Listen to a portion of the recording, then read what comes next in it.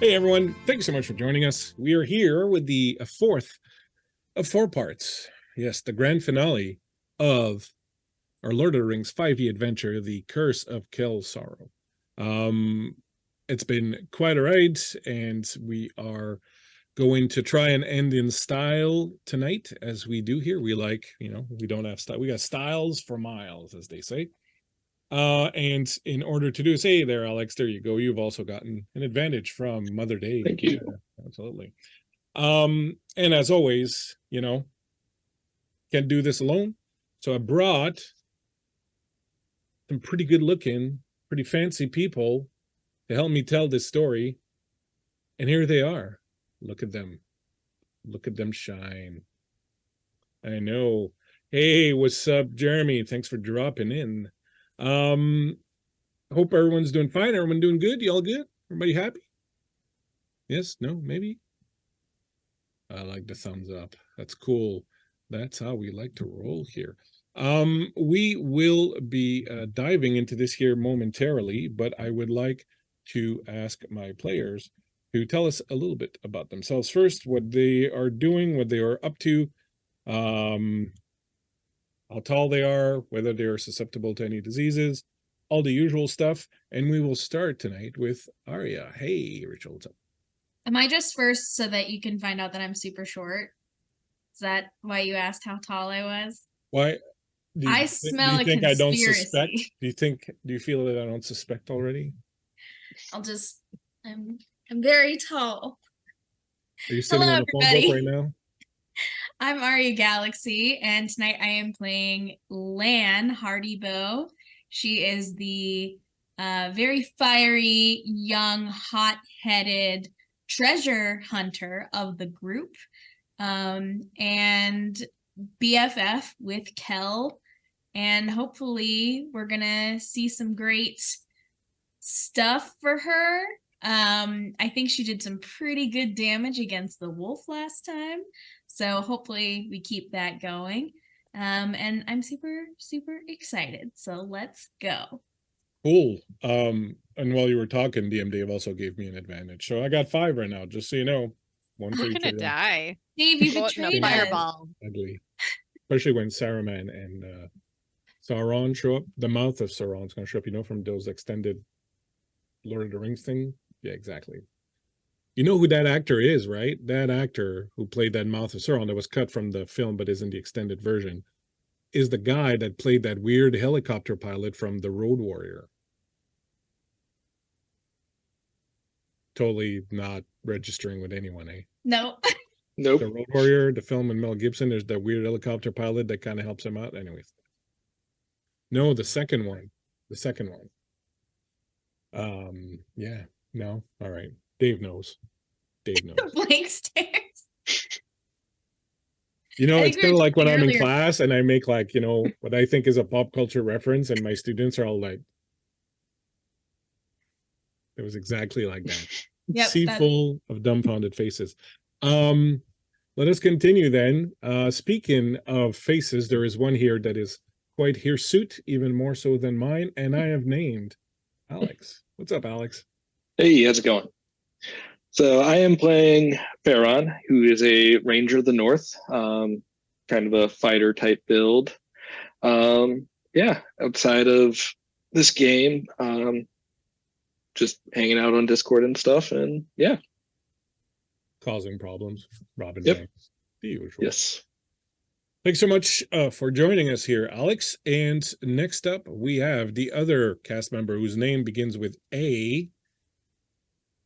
I've named Ash. Hey, Ashley.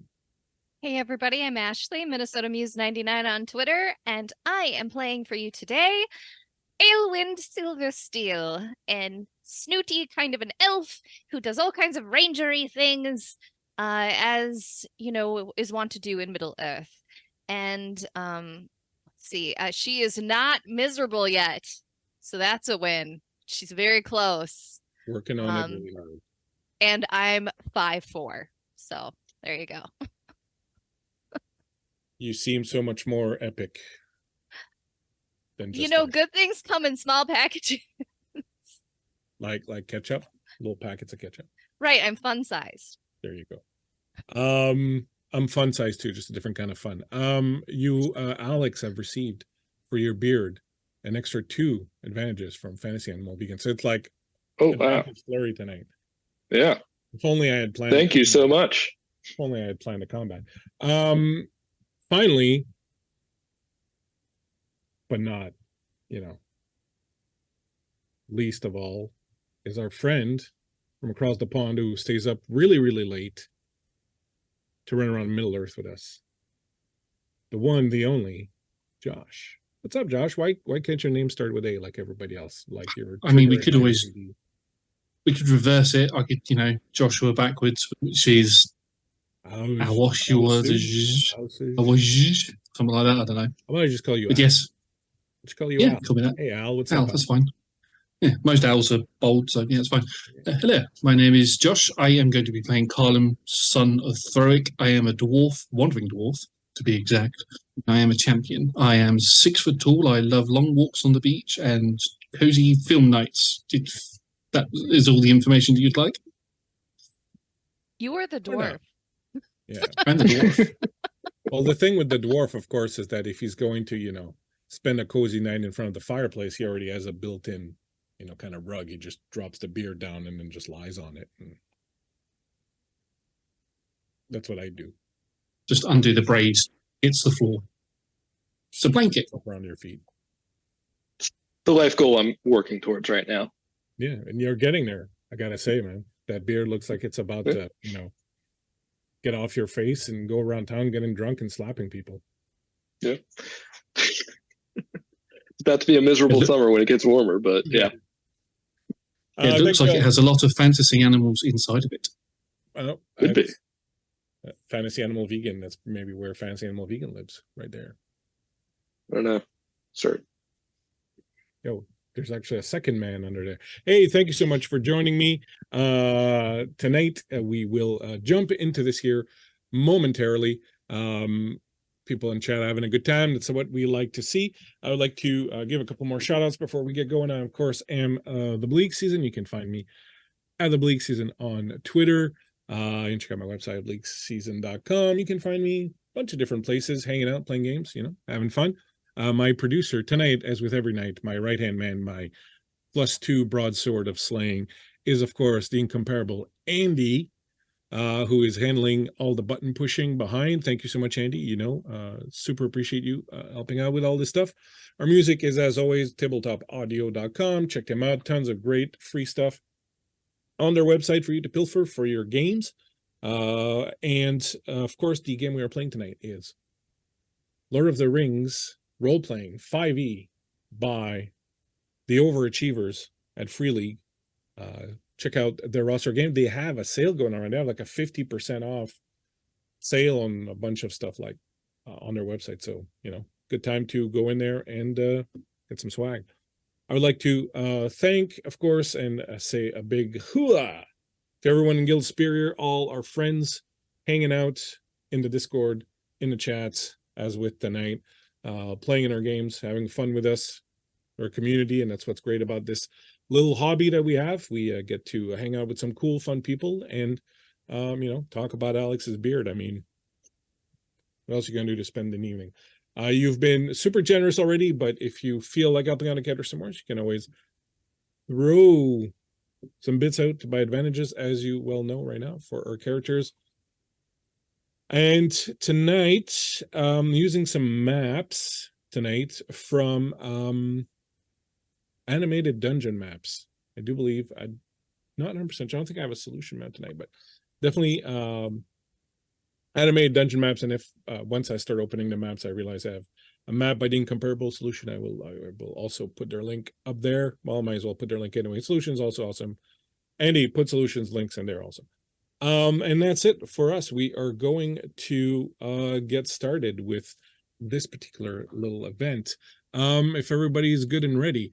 When last we saw you, you had traveled all the way into the southern Barrows to the isolated little farmstead of a woman named Violet Kell. Violet, you heard, was a descendant, in fact, the granddaughter of Thazan Kell, who was the dark shadowy wizard who had created the circlet that your friend Kel Half Moon had stolen, and in doing so become cursed. You found out that Thazan had a descendant that was still alive to this day, and that the curse also affected her. And basically what the curse does, the curse that both Violet and your friend Kel have, is that it makes them become extremely mistrustful of people, and it also makes people very mistrustful of them. So you've been asked by your patron, Arianthe, to travel to Violet's home to talk with her and hopefully try and come to some form of level of trust with her, and that in doing so, perhaps the curse might be broken or at least weakened, allowing you to perhaps help your friend Kel. The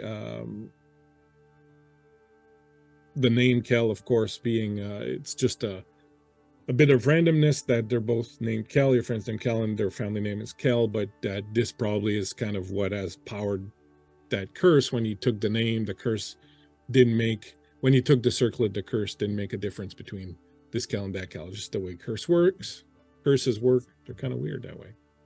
You arrived at Violet's home, tried to reason with her. She was being very mistrustful, obviously, and whilst you were engaging with her and trying to get her to open the door and come and talk to you, you were attacked by a giant orc with a group of wargs.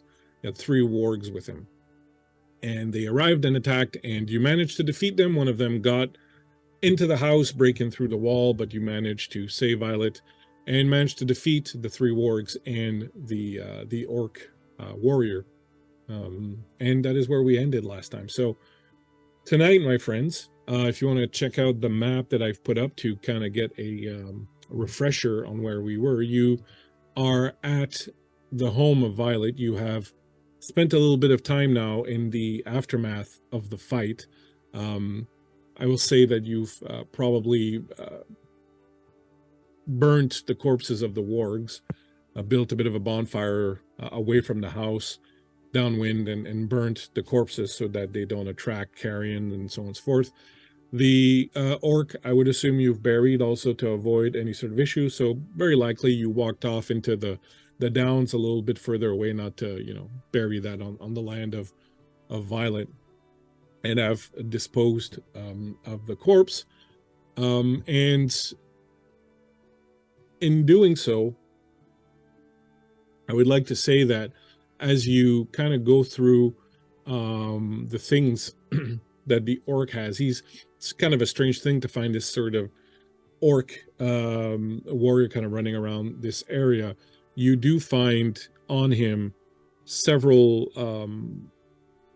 things that lead you to believe that he's probably in some ways acting as a bit of a forward scout. He's got a bunch of messages that none of you can read. I don't think any one of you reads the Black Tongue, but he's got some messages and things to write more. So you kind of get the feeling he's got like maps that he's been kind of updating and whatnot. So you kind of get the feeling that he's probably been out here for a while doing God knows what, but certainly providing information, sending information back, or at least gathering information on the area. This in and of itself kind of gives you a little bit of a pause. It does sort of cast a little bit of a shadow on things as you start wondering, well, is there like an army of orcs coming? You don't know. But it certainly kind of leaves you a little bit cold. I do want to say also that as you're kind of moving the body, Josh, your character will notice that the orc is wearing a torque around his arm, and it is quite dirty and kind of unkempt and sort of ill-treated, but it is very clearly of dwarven make. You can definitely tell by the detailing of it and the imagery. It has like these 2 sort of bearded heads that are coming together at the front, and the ornate carvings around it are very angular and very, very dwarven-like. And when you pull it off and sort of clean it up a little bit, and you can see there's like a lot of dirt and dust and, mud that's kind of kicked onto it, and even some blood and things like that. Like he's certainly not been keeping care of it very much. but it is very definitely of dwarven make. And when you kind of clean it up and look inside, you can see that there's an inscription on the inside of the torque in Dwarvish, which I assume you speak, since you're... Yes, I do. The inscription inside in Dwarvish reads, "Wherever you tread, know the stone beneath your feet originates in the mountain. Wherever you are, so too is the mountain."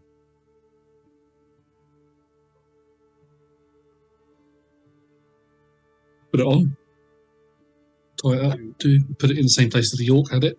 Yeah, you slide it up, and the orc's arm was much bigger than yours, even though you're a very, powerfully built dwarf. He was a very, very big orc. But as you slide it up, you see that it kind of adjusts automatically. You see, like, the twists in the braiding of it kind of, turn, and then it kind of squeezes just sort of comfortably around your arm. And then when it squeezes down around your arm, you kind of, for a moment, get a bit of a mental image or a bit of a memory of your home in the mountain that you left behind, and sort of the journey that you've undertaken since you left it behind. And it does, bring you a little bit of a feeling of a little Comfort. Makes me choke. Chokes me up a bit. A little thing, a little thing there. And as this happens, I will say that you can heal a point of shadow, if you so wish. Can we spend an extra fellowship point so that Carlum can Stop heal being an miserable? additional? Yeah, you can. So the characters are now under the patronage of Arianthe, and one of the advantages that they get is that they can spend fellowship points to help them deal with shadow. In this case, it's pretty good because you spend 1 point, and because you were losing one since one of your company was miserable, you gain one back. So you're at 4. But yeah, you can do that, and you can heal 2 shadow points if you wish. Should all of us I was- just heal 2 shadow points? I mean, what else are we going to spend those? Well, Oh, you have to heal. You have to heal 1 before you spend it again. Before you can spend 1 to heal 2. Right, we all just healed 1 though. No, he did. This healed a shadow for him when he put on the torque. Gotcha. Okay. Um, So it's kind of like if we get to heal, then we can add a fellowship point to take away more shadow. That's right. Okay. Off with you. The Shadow. entire time after the fight, Carlin was miserable, as it states. But when he puts that on, just stands over the body, there's the final bit of dirt's gone out, and tears just begin going down his eyes, and he just lets off a big smile. But he tries to hide it from anybody that's there. But Are you Don't know. crying? no, something in my eye. Bit of orc dirt. The orc's axe was in my eye. So the torque also, Josh, when you use Surge of Vigor, you gain 2 strength and a +2 bonus to all your saves for 3 rounds. Okay, thank you. As your ancestors, the strength of the stone of the mountain, you are infused with the strength of the stone of the mountain, and you can draw on it. Very good. The rest of you, after this is done, some of you were burying these animals and burning the animals and burying the orc. Some of you have been repairing the back wall of the house. You've done a quick patch-up job with some old planks and some tarps that Violet had. She's kind of been silent a little bit while you were working, but while you were doing this, you realized she was in the kitchen kind of brewing up some tea and making some warm food for the lot of you. And even as you maybe try to engage her in conversation a little bit, she's not really talkative at first. You find it difficult to trust this woman. Like, she seems shady, she seems kind of suspicious, and you constantly have to kind of remind yourself that it's the curse that's kind of doing this. And anyway, as night is falling, you will find yourselves having finished those tasks, and having been able to get a good meal, a good warm meal, in your bellies. And as you, she sort of doesn't sit with you. She stays in the kitchen, but you're kind of sitting around the table, and she serves you. And again, she's not talking too much, but there's bread and some warm soup with vegetables in it, and it's very invigorating. You can all roll 2d6 and heal that amount of hit points if you have taken damage.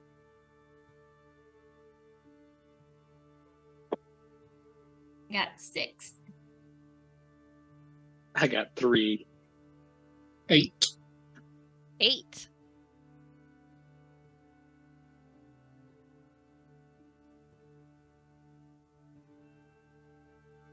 Well, I think we did pretty good on that wall back there, don't you think? There, Virginia? Virginia. Who's Virginia? Violet. Did you do that on purpose, or is it just you misspoke? Okay.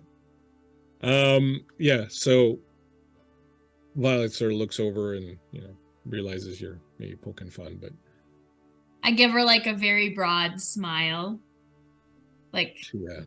kind of like teasing her a little bit. She will finish her own little bowl of soup that she kind of ate standing next to the stove, and then she will say, well, might as well get out with it then. I'm sure you didn't come all the way out here just to slay that orc, though.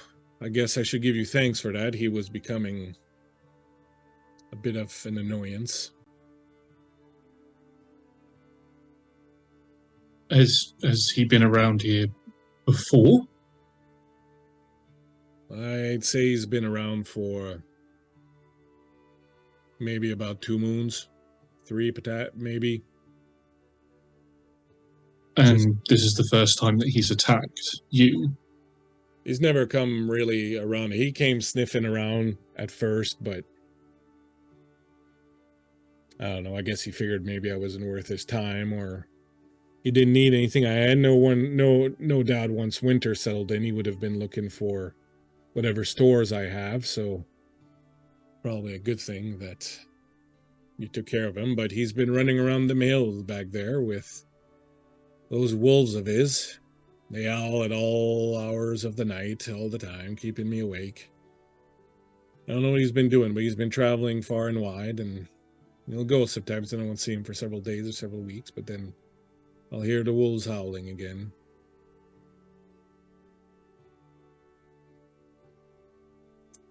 So what is it Slightly then? concerning. Well, it's not a concern anymore. You saw to that. What Yes, is it you we want didn't- anyways? We didn't come to take care of the orc. We were just concerned about the wolves. They had attacked someone on the road, and so we were just checking in.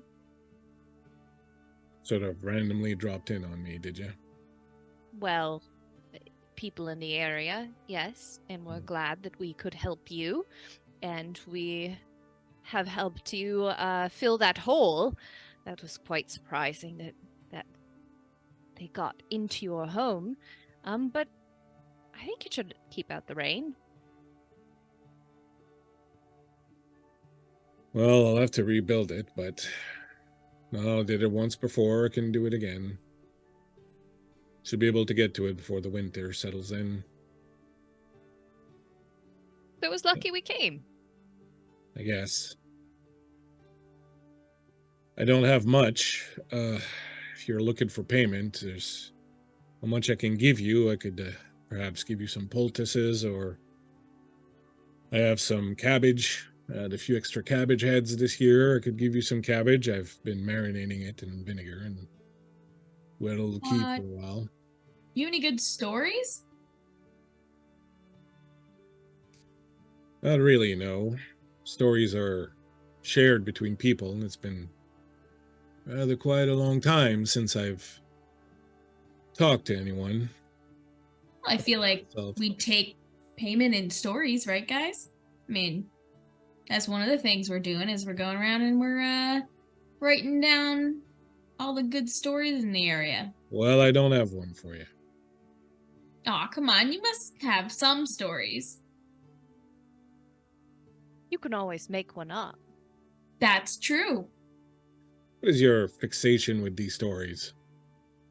I have nothing to say. There's no fixation. I was just you were worried about how you're gonna pay us, and that doesn't cost you anything but words. Well, I don't have anything for you then. Well, All this I talking is am tiring me out. quite beat up still. If one of those poultices helps to heal someone, I wouldn't say no. Hmm. Just Certainly. still kind of scratched up. She starts going through some little jars and stuff that she has. By the way, were any of you hit by a weapon made of black steel wielded by that orc? As the spears were, no.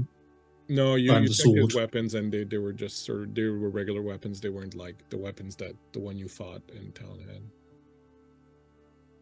What are these No. weapons you mentioned? Some of these orcs carry them. They're steel from somewhere far to the east or south. I don't know, different stories about them, I guess, but they say that they leave lasting wounds that will fell a man even days or weeks after he's been hit.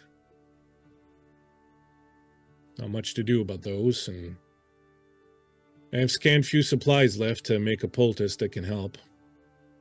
Well, and that there is a good story too, don't you think, folks? Well, I just told you the story. There you go. You've been paid. Thank you. I appreciate it. That's good information for us.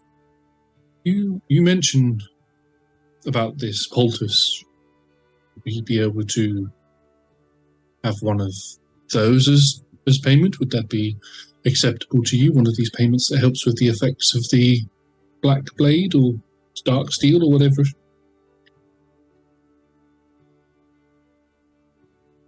Give me, mein friend, persuasion. I would am- like to look particularly pathetic to try to give him advantage. Is that a help action? I will let you give him a help action. Yes, for sure, absolutely. Now, can I spend any inspiration to get any pluses on that? No, I would think that one Ah. advantage is more than enough.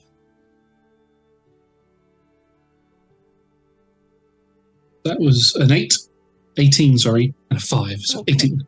Very nice. Well,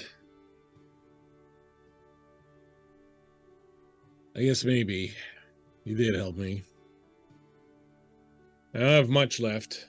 Maybe just enough for, and she takes a little jar. Maybe just enough for one application, and it's a bit of a gamble. You never know if it's going to work or not, but she puts it on the table in front of you. I guess you can have it. Thank you. I mean, if on our way back we happen to come across one somebody that does happen to have one of those weapons and does infect one of us, at least we now have this in order to potentially aid us in that. And I'll just sort of turn away. As I turn away to walk away from her, I'll just look at the others with a sort of look. Be quite a lifesaver. All right, then. I guess you'll be on your way. Are there Right. any supplies or anything else you'd like us to do for us, or any supplies you'd like us to bring to you? We can. You don't live that far from Bree, so we can certainly either go grab some supplies for you or send someone down with some if you're in need of anything. We also have someone in the Bree Wardens who just, he's really been bad at taking care of the gate lately, and he could probably use the fresh air, so we could always send him down to check on you. You're also awfully kind and helpful.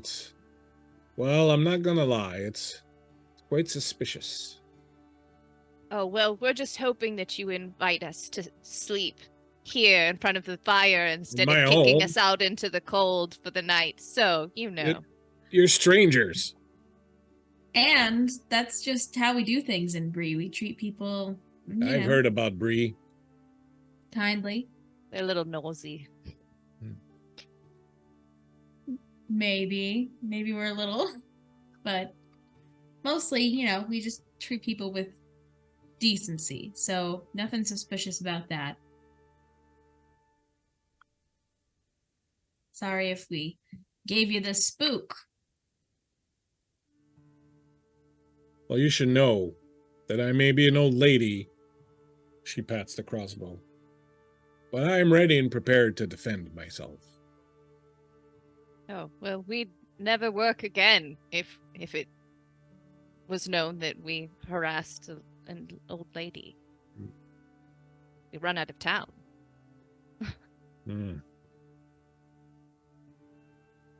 Very well, I guess you can stay the night, but you must be off at the first light. I really don't have a need for Absolutely. friends or anything of the sort. No, of course not. Let's And make one thing Aelwind clear. will just wink at her. This My is God, my home. I didn't and know she could expect- wink. This is my home, and I expect you to respect it and not cause any trouble. But we Right, did yes. just fix the entire back wall of your home, so Right, we'll leave Say it we better than it was. expect it. Well, you can sleep upstairs. There should be enough room for the lot of you. I'll stay down here so that if you decide to do anything untowards during the night, I can escape out the door or out the wall.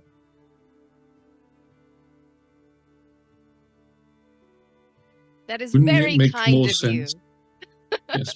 Wouldn't it make more sense if we slept downstairs just so we And can block out my only means of escape? I don't think so.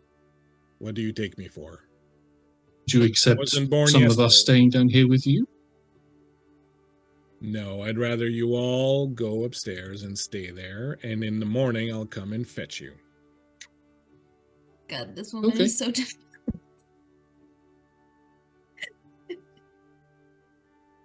She takes Okay. I think we all just smile and nod a lot, just to appease her. she lights a lantern and she'll bring it to the table and give it to you. And she's like, and no smoking upstairs. If you're gonna do any smoking, you best do it outside before you go up. I don't smoke. She'll pour a pitcher of water and she'll put it on the table in case you get thirsty in the night. Very kind. Thank you. I think she's just begrudgingly, she's meanly giving us the better place to sleep. That's what I think she's doing. Maybe. She will go and grab some knitting, I guess, perhaps, that she's doing, and she will sit in a rocking chair next to the fire and she'll make some tea. And for the rest of the evening, will be very monosyllabic in her discussion with you, but you kind of get the feeling that she's feeling a little bit more comfortable with a lot of you around. You can, if you want, take some time to go out, maybe on the front porch, smoke a last pipe or something like that if you wish, or you can turn in upstairs if you want. Just let me know what you wish to do. I will turn in now with the intention of waking up before everybody else. Is someone going to go tend to the ponies before? Oh, I will. Yeah, we'll go together. Yeah, Faron would be. I would be looking at the maps, even though it's in a language I don't read, I'd still be glancing at them and just just mostly out of curiosity. Well, whilst you're doing that, then go ahead and so you're going to turn in. You're going to be checking the maps, and We're on horse duty. The other two are gonna go on pony duty. All right, cool. Give Literally. me Duty. Horse duty. give me maybe like an explore check, Alex. Okay.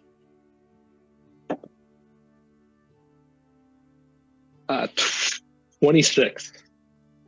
So you're as you study the maps, of course, they're in a language you don't understand, but you recognize some of the symbols and some of the geographical elements of the area, and you kind of get the feeling that what this orc was doing was kind of mapping out a road from the east, southeast into this area. And so the map kind of looks like it ranges up north a little bit of the east road where you saw the wolves the first time, and then sort of down here. And it looks like someone who's kind of like pathfinding, but sort of very clearly kind of making a map that even an idiot could follow, sort of thing. And it kind of fills you with dread a little bit because you don't know who it's intended for. You don't know what the point of it is, but it just looks and feels very threatening kind of when you wrap your mind about it. And possibly I would think that you would probably come to the decision, or at least have a thought that this might be something worth eventually bringing to your brothers and sisters of the Rangers of the North, just to kind of advise them that this is going on and that, you know, something's afoot for sure.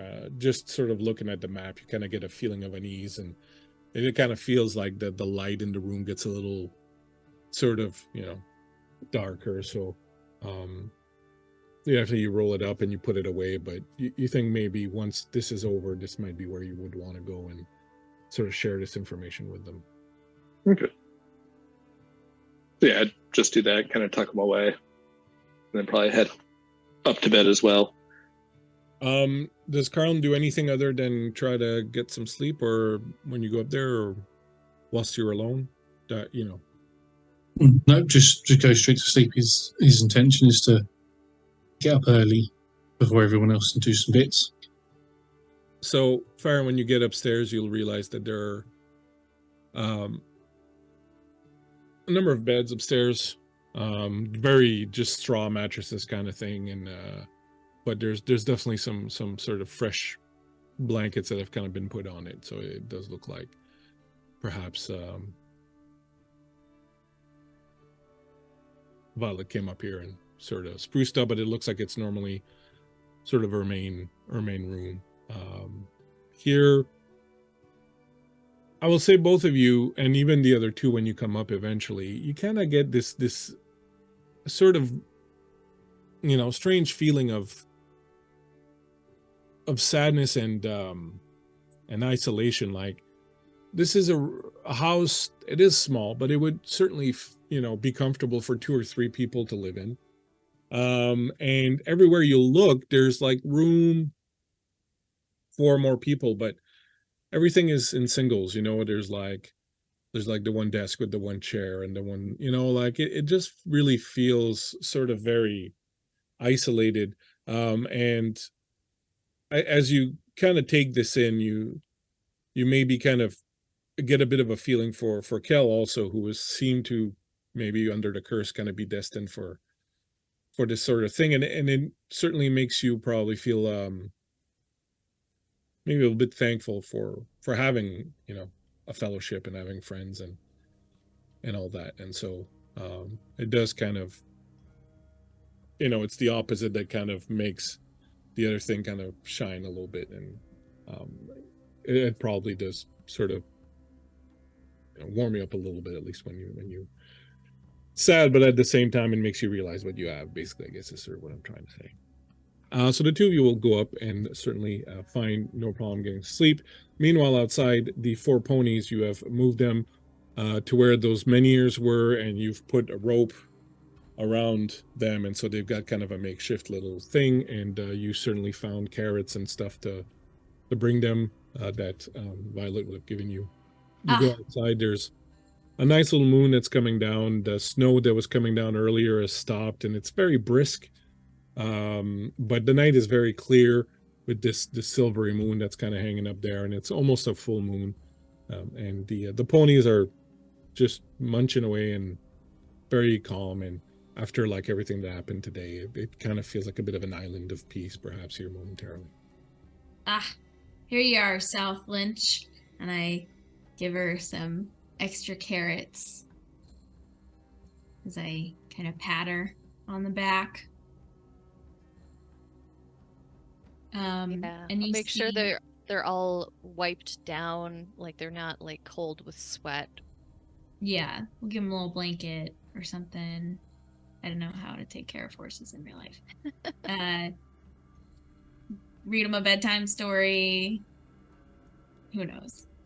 I'm sorry, but I will also say that as you're doing this and as you're kind of doing this very normal and natural thing, and these ponies are kind of calmed down now, and you know they're very beautiful, and you can it really kind of gladdens your heart to have had them, to have been on this trip with them, to kind of be doing this very common thing right now of, you know, dressing down these ponies and whatnot. So I will say that you each can heal 1 shadow point. As Shall you, we heal 2, Ashley?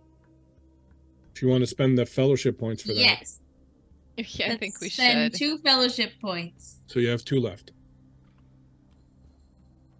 So we can both heal 2. Wow, I feel really good.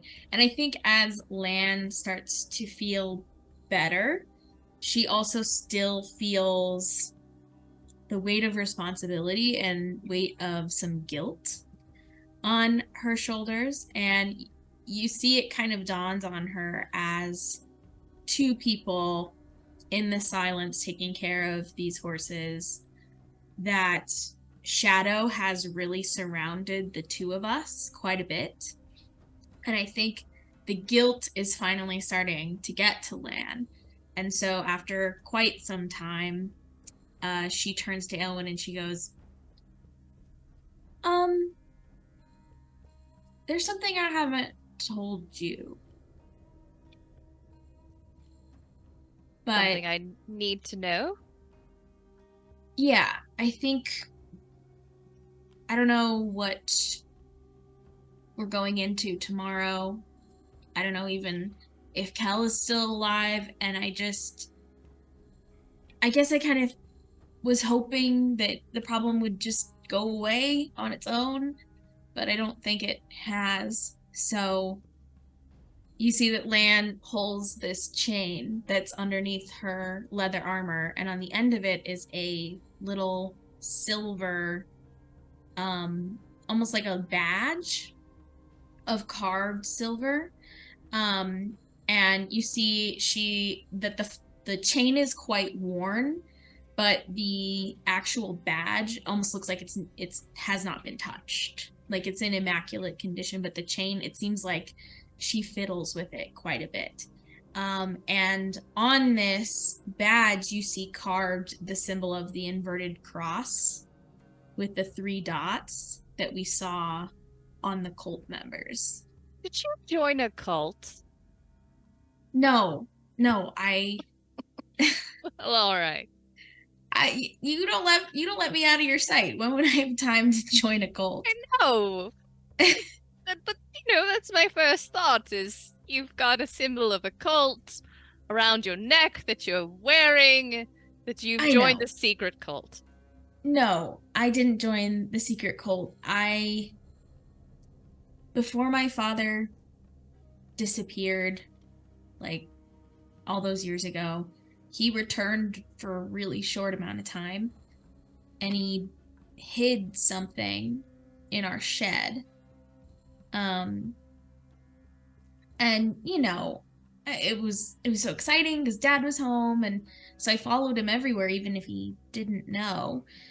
But eventually, when the stranger with the cross and the dots, and just like those guys we saw in town, came, he sent me away, and he had this like discussion with him that was just, I couldn't hear it from where I was, and I was so young, but it just sounded heated. And eventually he left, but as he left, I just remember him looking at me and just feeling like I did yesterday, just full of shadow and just full of misery. And I ran into the woods.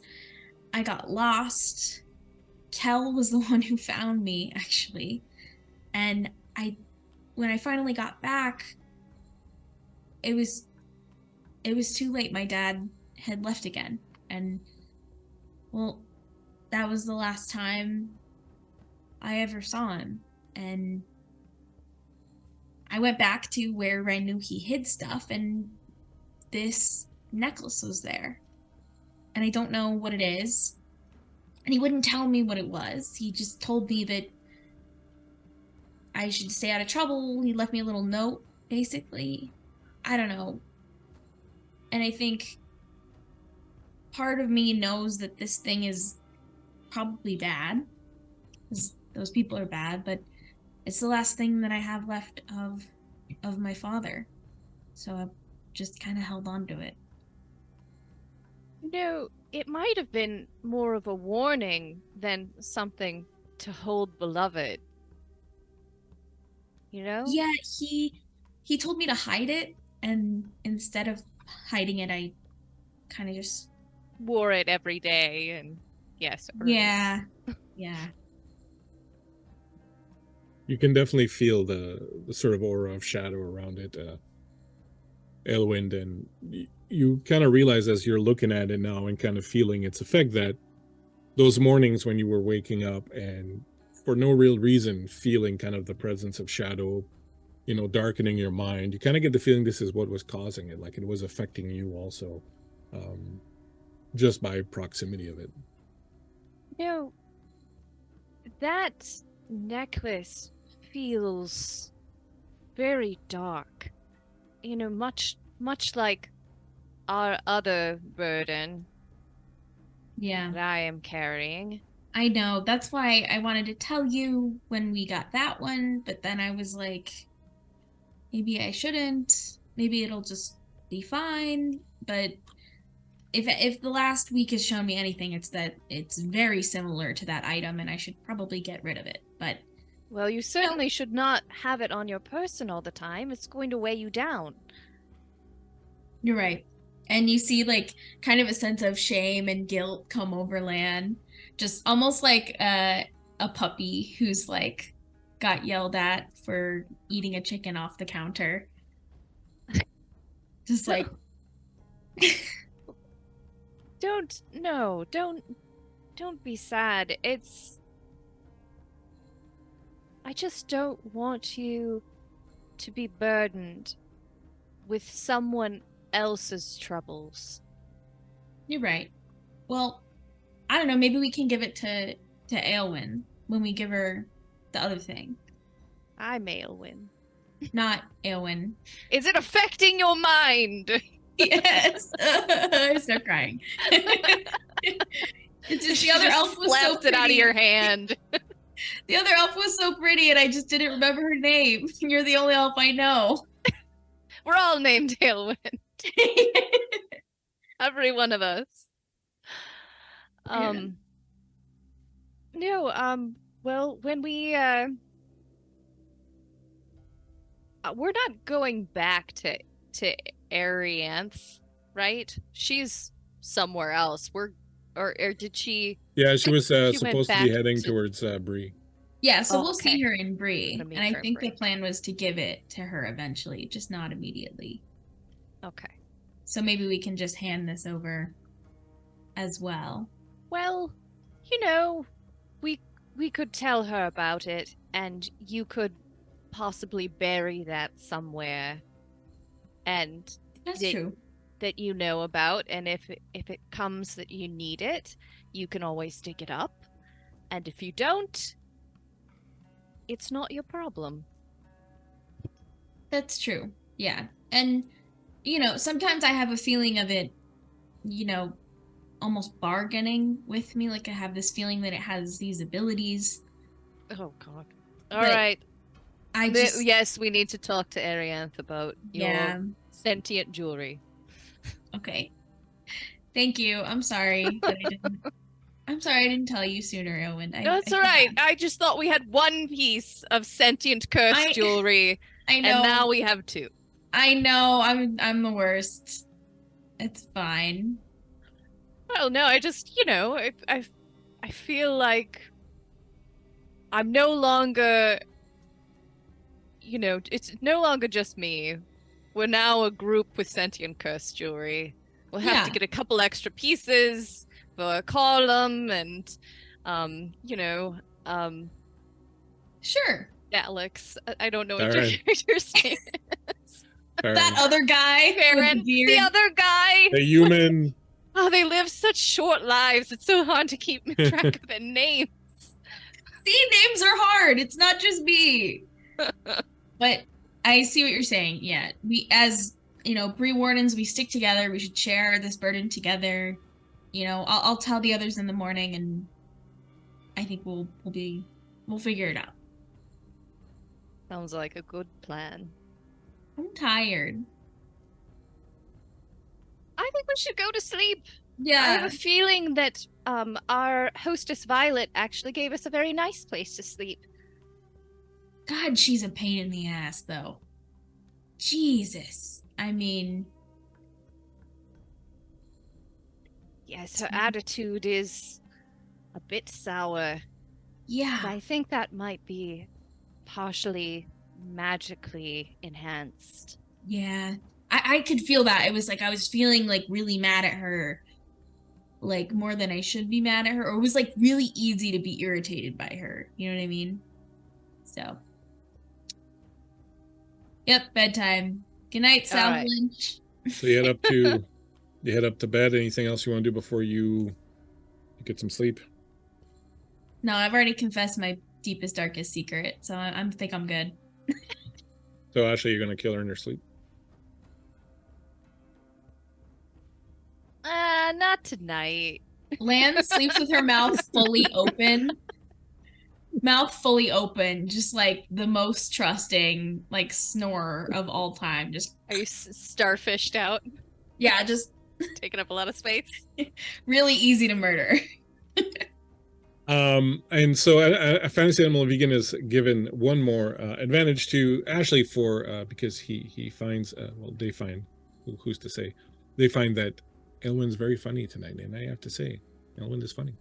That's true. I'm Um, being boring and lore dumpy this evening. no, that's cool. Storytelling. You're telling Yeah. a story. You wanted a story. You got a story. But you're the funny one for sure. I love it. You will find your way up into the second floor and find beds waiting for you, and find the other two snoring quite contentedly in their beds, and be able to find yourself a bit of rest. At some point,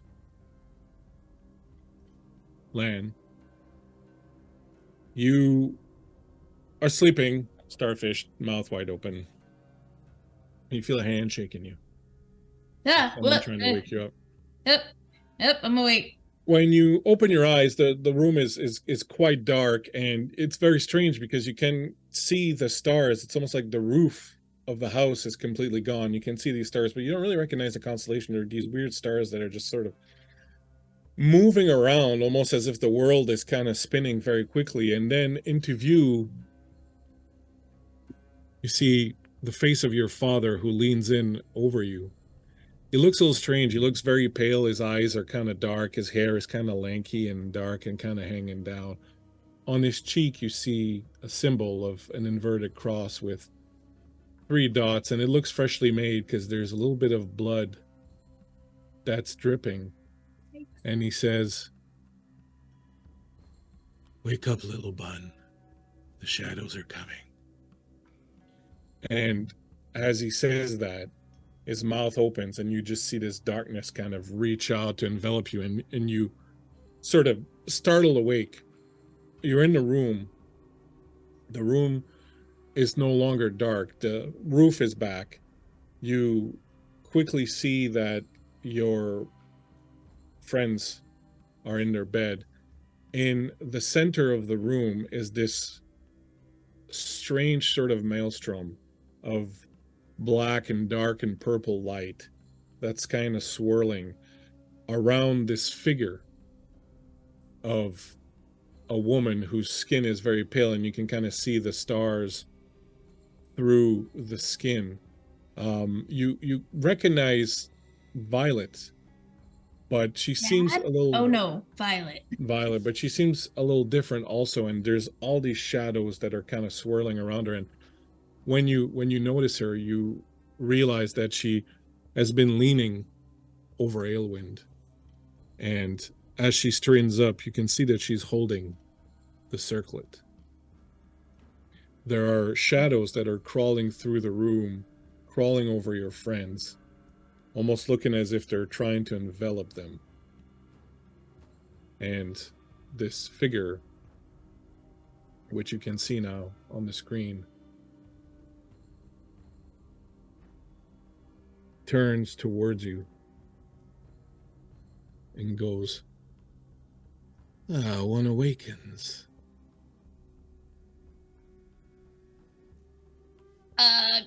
I scream to wake the others up. All right. Make everybody else. I'm not going to make you do a test. You all wake up as you hear this scream. When you wake up, you feel like there's something on you, like there's, like if you had like very heavy wet blankets kind of covering you and kind of holding you down. And it's not preventing you from getting up. It's just really it feels almost kind of like you're underwater, kind of trying to move, like there's a force against you.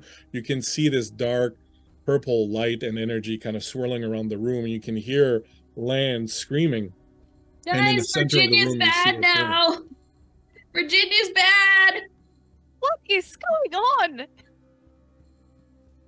You see her kind of hover a little bit, and she sort of pulls up and away from you in the center of the room, and you can see that she's holding the circlet. And there are shadows that are just pouring out of this circlet and sort of dripping all over her hands and arms. I would like everyone to make a charisma saving throw against shadow. You do have 2 fellowship points left that can give you advantage against on these rolls. If you want, you can also use your regular advantage points. But you can feel the very intense presence of shadow in the room.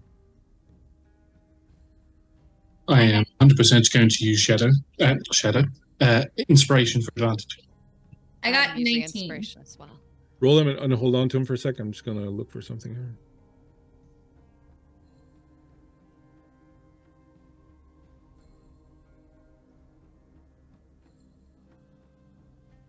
Do we have any more of that apple cider left? I think I still have one. Oh God, is she supposed to be mine. doing that? I am using one of my regular inspirations for this. Oh wow. I got a All right. 19, so I'm good. Hold on. All right, so Lan, you got a 19. Yep. Ash, I got a 13. Josh, I also got a 13. and Faron. I got a 13. Wow. Lucky 13. We're meant to. What we need to hear now is 13 was the DC. Right. Well, technically I rolled a 14, but I have -1. So, Oh no. yeah. So, Lan, Yep. you made the roll by more than 5, so you take 1 shadow. Everybody else, you made the roll, but not by a margin, so you take 2 shadow. As dread and darkness Back to where we started from. begins to fill you up again. Are you back to feeling I'm miserable. Aw, we just got you back. Can I take the thing off again and put it back on? Does it That's how work that like works. that?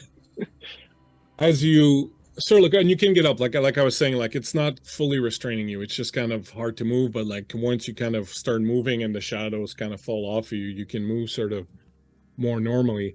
As you're kind of dealing with the shadow that and this despair that's kind of, overwhelming you and sort of sitting down on you, the shade that's in the center of the room goes, I can feel him. And she speaks in this voice that sort of echoes throughout the room. She says, I can feel him, my grandfather. He is here. He is in this item. He calls to me. And she looks up at Lan and goes, you hear it too, don't you? The call of the shadow. No. I don't at all. Oh, such Put power. that down. Such power.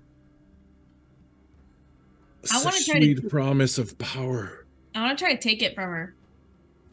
As you approach to grab it, she screams at you and then kind of flies off and is just kind of hovering a little bit further away from you. She's like, no, you cannot take it. It is mine. It is a gift from my grandfather.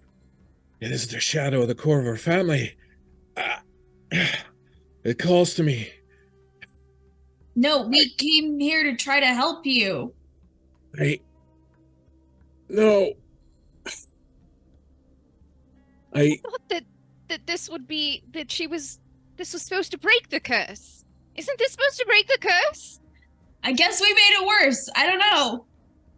As you look at her, you can see that her figure changes. She becomes masculine, older, and you can see the face of an old wizard. And then it disappears and it becomes her again. But there's really kind of like this sort of confrontation as the two sort of forces are kind of fighting, and you can see the shadows are just sort of spewing out now from this circlet as she's holding it and just sort of going all around the room. Let's go around here and tell me what each of you wants to do. Tell me everything you want to do, and then we'll kind of do it all at the same time. And we'll start with Ashley here in the corner. What would you like to do? I would like to try to cheer her on. Come on, Violet, you can defeat this thing. You could break the curse for good. You would never have this shadow bother you ever again. Very good, Josh. Persuasion, maybe? Oh. Yeah, we'll get to I'm gonna try to sneak round into a position and draw my shield and hunker down into a position, look towards Lan, and just sort of do a hand signal for alley-oop to get her to jump on the shield, and I'll fling her in the air. Yes. I love that. Faron? I'd be going around the other way, kind of trying to be like a more physical distraction, and then like just being like, I want to help you. Like, you just got to put it down. Let me help you with this. And then, but be also like reaching out toward it, but being like the distraction from Karum. And Arya. Yeah, I would like to run and jump off of Karlam's shield and like do a little flip and try to snatch it out of her hand. Okay. So, Ashley, hold on for your roll for 1 second. I'm going to ask you to roleplay something rather than make a roll here in a moment.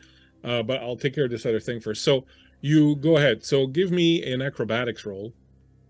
And since Josh is essentially helping you, you can do it with an advantage. That's a nat 20 and a nat 1. So I will take the nat 20. Excellent. So you go running. Oh my God. You step on the shield. He throws you up. You glide towards her. Your hand reaches out. You snatch right at it. And the second you snatch it, you freeze there, and your hand becomes ensnared in shadow. And the two of you are kind of floating there, and you can see her, Lan, also starting to be enveloped in these sort of purplish sort of shadows. Lan, as you're holding onto this circlet, you can feel the presence of your father. You can feel, one, that wherever he is, you kind of get a connection to him. You feel he's still alive. He's somewhere out there, still alive, but you feel that there is an enormous amount of shadow inside of him.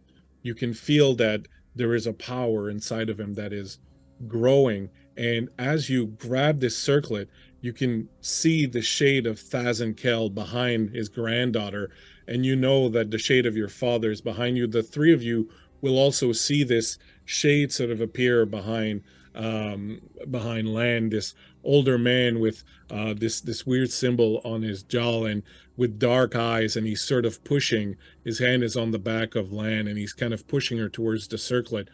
You, Lan, as you are grasping onto this circlet, you like Violet, feel the call of your ancestor. You know there's a deep dark shadow further up into your bloodline. You can feel it calling to you. It ripples throughout your entire body. You know that this is your destiny. You know that this is meant for you. There's power here. There is a promise.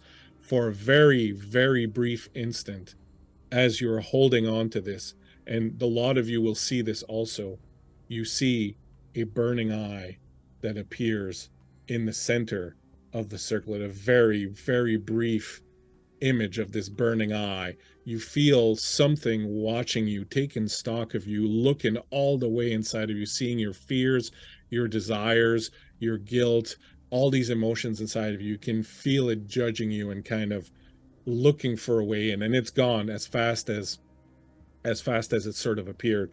And Ashley, as you see this kind of happen, you can see now that Lan is also kind of grabbing onto this and also sort of changing. And you, just before you speak here, you hear both Lan's voice and Violet's voice at the same time say, "Why should we give up this power? We have been put aside. We have been overlooked. We have been judged less than we are. We have been ostracized. Why now should we give up this power?"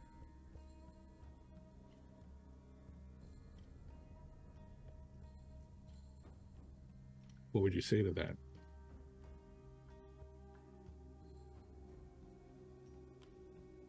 Lan, you are my friend.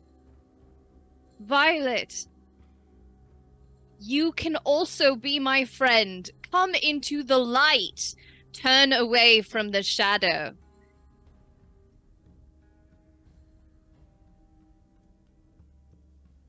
Why don't you? I mean, that works on me. I don't know about Violet. I immediately snap out of it. Just kidding. You can go ahead, Ashley, and Yes. I will say, make me an insight roll. And the reason for the insight roll is I want to see if your character can sort of grasp what's going on and find the right perfect thing to say. Can I use my magical success because I'm an elf? You absolutely can. Yeah!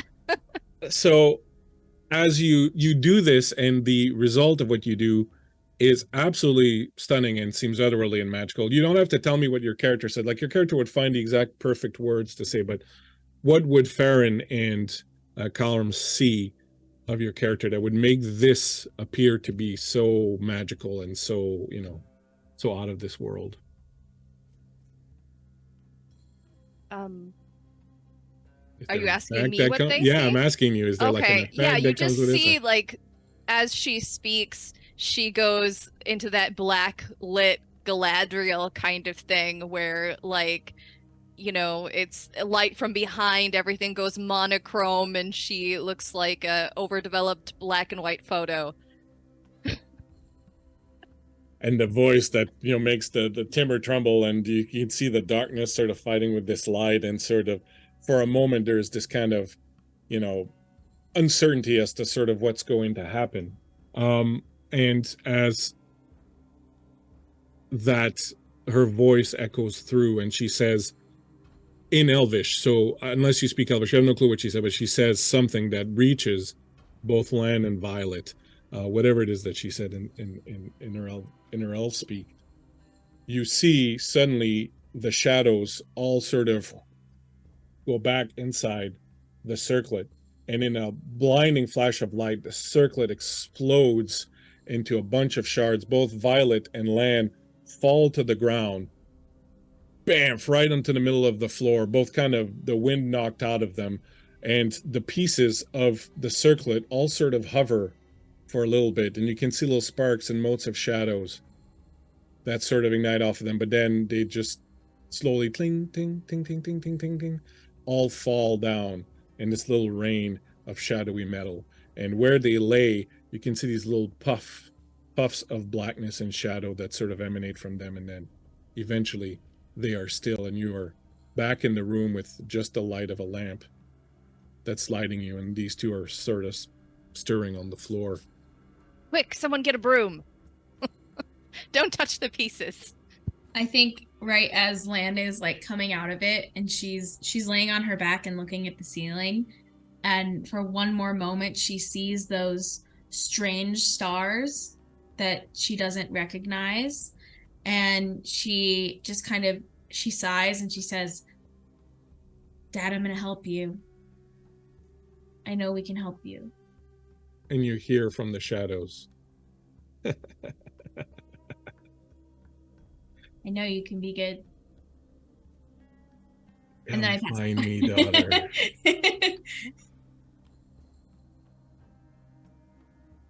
You, having witnessed this miraculous presence of Aelwind, I will say that everyone who's here can give me a D3 roll, and that is the amount of shadow that you will heal. E3? D3. So roll D6 and nice. You mean a force? I got Oh, a okay. 6, so I get a 3. Yeah, 1, I 2, rolled a 4, 5. so I get 2. Nice. I got a 1. Should we send a fellowship point to heal one more for Faron? No, I'm good. So, because I think like I'm still at like what everyone else is at now. I'm at 5. So, It's not getting slammed like the rest of us with shadow. I mean, I'm close. Like I become miserable at 8. So, Yeah, I've been at 7 and I get miserable at 8, so Yeah, same. I'm relieved to. I'm at Not 4 and I get miserable Oh. at 6. I've constantly been going lose 2, gain 2, lose 2. Yeah. I get miserable at 9 and I'm at 8, so same thing. The Violet will sit up and sort of shake her head and say, "Who was that?" Do you feel better now? Uh. As she's like dust panning up these evil shards. I do, and as she speaks and as you look on her, you realize you don't feel the same way you used to feel about her. Like you don't feel as kind of apprehensive and kind of automatically suspicious about her. She seems, you kind of feel pity and sympathy towards her perhaps, but certainly not the same kind of level of suspicion that you did before. She says, "I don't know, I feel like I have all these weird, strange images in my head of like a time long ago, as if I'm somebody else seeing these strange things, but they're fleeting and they're disappearing. There's, I don't know.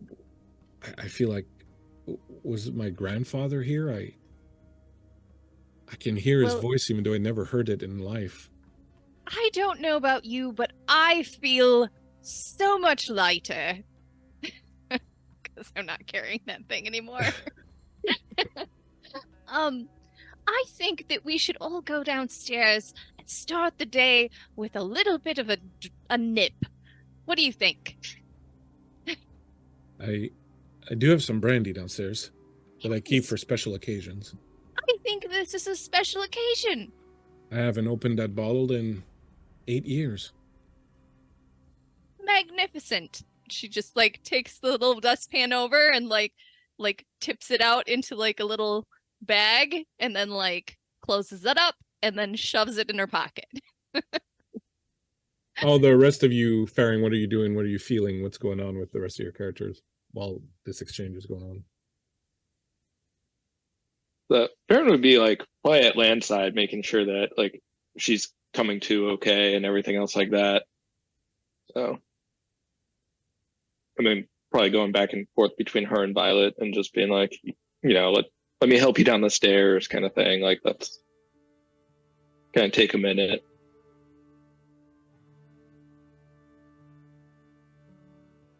I think Carlin would be doing the same as Faron. If Faron's helping, then Carlin will go over and help Lan. But we'll look over to Elwyn and go, remind me to never piss you off.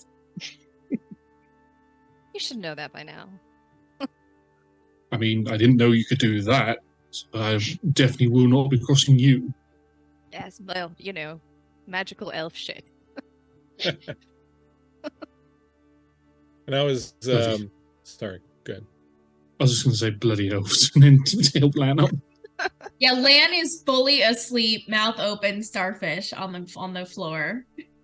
She falls asleep so quickly. I don't understand how she can sleep anywhere. Clean living. She is like, what, exhausted. 12, 13? So hard to tell how old these humans are. So you'll Lan is fully grown and you think she's 12? A 12-year-old. You'll Oh my gather God. downstairs and have a little nip of brandy. The rest of the night will pass on uneventful, thankfully. You all get the benefits of a long rest. And in the morning, when you're getting ready to leave, Violet will give you some supplies for the road, some food and whatnot, and she'll say, is Bree worth seeing this time of year? Yeah. Oh, would you like to come with us? It's worth seeing any time of the year. It's safer to travel in groups. Yes, I'm not sure that I'm quite ready for it yet, but perhaps soon, before the winter comes, perhaps it would be so kind as to send me this guard who is in trouble for things done or not done at the door, and perhaps they can escort me back. I think I should like to see people, perhaps for celebrate Yule, not on my own for once. Sounds good, Violet. And Lan very intentionally uses her real name this time. I think it would be nice if one or all of us were to come and collect you. Save you having to spend a few days with an absolute stranger. We could camp out on the way back. Do you have to return these ponies? I need a bit of time. I think it's been so long since I've really been around people much. I'll need a little bit of time, but if you want to send someone or return here yourselves, perhaps in a few weeks' time, before the snows, and well, perhaps at that point I could, if only to look in on me. If nothing else, perhaps we can enjoy a little bit of a dinner here, but perhaps I'll want to join you in Bree for a spell. Sounds good. Good. I hope your friend will be okay. Thank you. Well, thanks to you, Violet, I think he will be. And we will send him over here, when he recovers. Well, if I helped in any way, I'm glad. And with that, you will start the journey back towards Bree. A journey that will take... I have a question. Oh, yes, please, go ahead. just a quick clarifying question before we start the journey. Did only the circlet shatter and I Yeah. still have my necklace? Yeah. Okay. And it feels strange. It feels kind of inert now, but not inert in that there's no more energy in it, but inert as in lying in wait. Gotcha. And does that long rest affect our shadow score at all? No, the only way to affect the shadow score is to do something specific about it during Okay. a fellowship phase, which we don't have a fellowship just phase here. Wasn't I sure will, with the however, 5e / Lord of the Rings thing. I So, will, I thought it however, would- give you the opportunity, if you want, to take a shadow scar. As this was a very traumatic event and you came really close to shadow. You can, normally you would only be able to do this during a fellowship phase, but if you want, I'll give you the opportunity to take a shadow scar. What a shadow scar is, it's a physical manifestation, a wound, a scar that you have of your encounters with shadow. But in exchange for that, you lose all the shadow points you've accumulated. 100%. But you For get a Lan. physical reminder of this. Yeah, I think Lan definitely would have a scar after that experience. I mean, that was literally shadow shooting out through her body. I think it You would know, be mentally you and physically touched- scarring. Where you touched the circlet. Yeah, your hands, yeah, could have like, Yeah. Could I That's have cool. like one literally across my palm that's in like where I grabbed it? Yeah. Like that's a right good there. idea. Very good, yeah. I Anybody think else wanna take a shadow scar? Sick. I think Carlin definitely. The fact that I've dipped from miserable, not miserable, miserable, not miserable. I think Carlin definitely would. If I think it wouldn't be so much of a scar, but more that his entire physique looks. He looks like he's aged 20 years. That his body, his crow's feet are really prominent, and he's got loads of wrinkles everywhere. He's this journey Brows is heavier and he just kind of looks a little darker and a little bit more Yeah. kind of thing. I'll buy Yeah. that. Yeah, okay, I'll buy that. Looks even closer to retirement. That's than right. they already did. Looks past retirement. well over it. Anybody else going for a shadow scar or Oh gosh, I don't have anything as cool as those. But maybe the place where I got stabbed by that orc, like, becomes kind of a blackened scar. Not that it's really visible, like, upon just looking at her. but it would be very stark against your fairly pale skin as an elf, right? Of having this thing that looks like, it looks like a shadow of a wound, almost like it always looks like there's a bit of a shadow that's falling on you, no matter kind of where you're standing in the light, maybe, or something like that, right? So it always kind of stands. Could be an inverted scar. When you did your inverted form, it's sort of the scar retains some of that colouring. Oh yeah, cool. And Farron's like, I don't got shadow, I'm good. Clean living, clean living. He's feeling it, but he's like, there's not been like enough for him to get to the point that everyone else has gotten to yet. Okay. So You'll So those of you who sleep took it the shadow off. scar, Yeah. exactly. Those of you who took the shadow scar, you can lose all your shadow points. You will, yes, get all your hit points back and everything. The trip back to Bree will take exactly 5 minutes as we take a short break here. And Fantasy Animal Vegan gave Josh another advantage for that description of his character. We will take a quick 5-minute break here as our friends travel back to Bree, and we will return shortly to see exactly what happens when Smog destroys Bree. I mean, the players return to Bree. Thanks so much for hanging out with us. Super appreciate you all. Don't go anywhere. We will return in just 5 minutes. Thanks.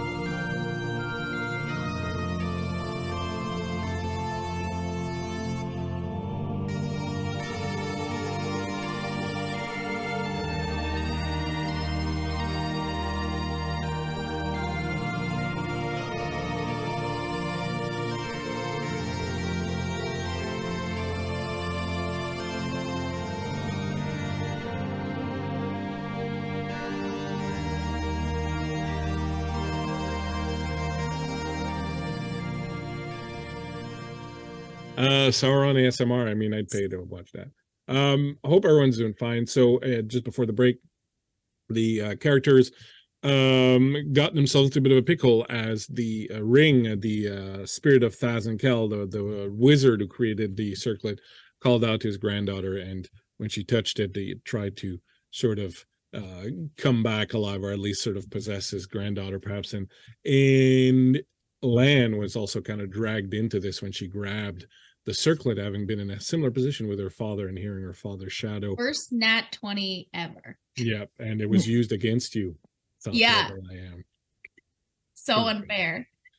And thanks to some very otherworldly and magical success by Aelwind, using that elven magic to convince both Violet and Lan to fight and to not, go into the darkness and the shadow of their forebears. They were saved. The circlet exploded, was destroyed. The whole thing that started this thing, this search for a cure for the curse that came with the circlet, perhaps has been resolved. Certainly in Violet, you saw the effects seem to be positive. So you now, aboard your faithful ponies, have been traveling for about 5 days. The journey back towards Bree is a little easier than it was coming here. You have the end of the journey to look forward to. You have the returning home to look forward to, and the weather's a bit more clement. And the journey goes by without too much trouble.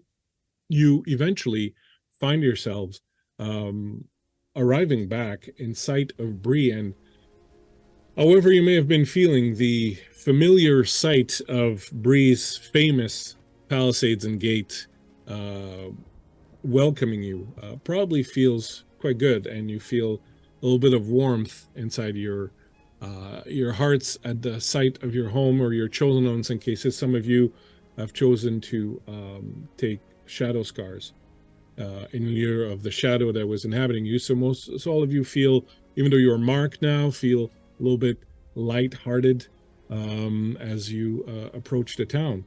I think as we ride into town, Lan is like looking at her scar, and she looks at Aelwind. She goes, "Do girls like scars? Is that like?" I guess it depends on the girl. Nah, probably not. And she like puts her glove, her traveling riding glove, over her hand scar, and they're like, "Nah. She probably will. She wouldn't like it." What do you do? Where do you go? You arrive. Who's at on the gate gates. duty? It's this local boy named Pike, who is usually pretty good, if somewhat known for his lack of enthusiasm about most of anything. And as you approach, he opens the gate and sees the lot of you and goes, "Huh." Closes the little door and then opens the gate. You're back.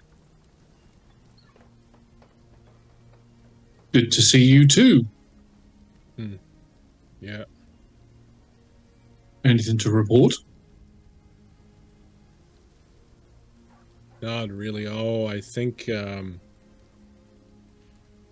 this crab apple's got some sort of issue. I guess some kids let loose a ferret, I guess, in her home one night, and there was a bit of drama surrounding that. There's Barnabas lost a keg of butterbeer. It just didn't take well. People are really upset about that, but it's not like he doesn't have 30 other kegs. So, and what else? There's a small fire, but we put it out. I didn't know how much. I didn't Old know. man Totterum lost that last tooth he had. Remember that big brown thing that was just jutting out? It's gone.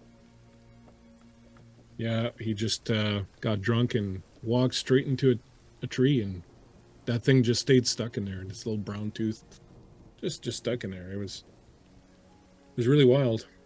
That might be for the better. Yeah, crazy times. I'm telling you, we're really kind of, just as you can see, running around like chickens without heads. Aelwind is just kind of gonna pull the group aside and be like, remember, we set up these rumors and we left very shortly and we didn't exactly, seemed like maybe we resigned and, we've got some things to be sorted out, so I don't know that we should be acting like we're back on the job. Even though we are. So, as you travel deeper into town, you do catch people sort of like kind of surprised to see you, kind of looking up.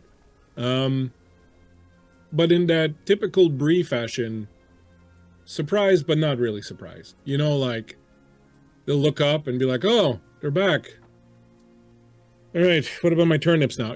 Kind of thing. Like it's Bree, like weird stuff happens all the time, and they're just like, "Hey, glad to have you back. Now, where did I put those socks?" Kind of thing. Sounds Should we quite just head quiet. straight to the prancing pony? There's a little bit of rain coming down. It's that cold autumn rain, it just seems to kind of chill you right down to the bone. Not to the pony, to where we left Our friend Kel. whose name we shouldn't say. Right. Where did you leave him? It was in the pony, wasn't it? In one of the rooms. Yeah, I think it was He in was the gonna pony. take him home Oh. to grieve, right? Because she's gonna pretend that he died. Yeah. And she was going to be tending him, and Would she have been at the pony, Bleak, or would she have taken him home? I thought he was staying at the pony, to be honest. Like, if you tell me that you had other plans, then that's fine. I thought it was at a pony, but if you say you wanted him somewhere else, wherever you want him to be is fine. okay. So you head up to the pony. You pull up. It's sort of its usual self. Of course, this time of year, a lot less travel on the East Road. It's getting close to winter. When you walk into the pony, I would say it's maybe like a third full of what it would be in the high season. It's mostly kind of a lot of the locals who are here for their lunch or something like that, and having a couple of pints, warming themselves by the fire. Again, you walk in and it was like, "Oh, hey, they're back. Wow, imagine that." All right. So anyways, as I was saying the other day, it's kind of like you never left. You kind of slot right back in, right back at home. Barnabas behind the bar says, "Oh, hey, I thought you were gone. You left." And he's kind of like looking at you for like, "Are we still doing this? What's going on?" kind of thing. Like, It's fine, Barnabas. It doesn't seem like anybody cares, so oh, it's good. Oh, people were upset. People were upset for sure. Like 2-3 days, like people were. That's all anyone could talk about. But then we had the pumpkin competition, and yeah, that pumpkin, man, that was something. That giant pumpkin. I don't remember what the name of that lady was with the pumpkin, but Look, this is all fascinating, but could you show us to our room, please? oh, there's someone in it. Later. There's someone in it. Yeah, yep. I know that part. Oh no, there's somebody new in it. Who? Is it an elf? No, it's he looks at his little ledger. A couple of traveling merchants from Grey Havens. Why did you let them in there? Well, they wanted a room. They needed a big room. That was the biggest room I had. Oh no, your friend's not here anymore. Are we talking about this?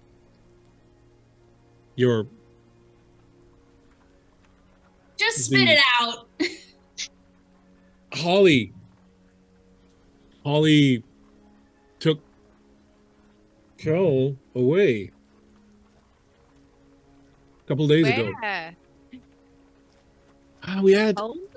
we had a couple of John Fernie's men. Some of his boys were kind of snooping around, asking questions, and I mean, you know, people really bought your story, and people were and we were able to kind of keep it really on the down low for a while. But then after that, like some of Fernie's boys started like kind of asking questions, and you know, not very specific and not kind of super related, but it was very sus. So Holly kind of got nervous, and she was like, I think we should go somewhere. And so she moved in the middle of the night. She moved him, and she wouldn't even tell me where she went, but she said she was taking him to, you know, somewhere safe.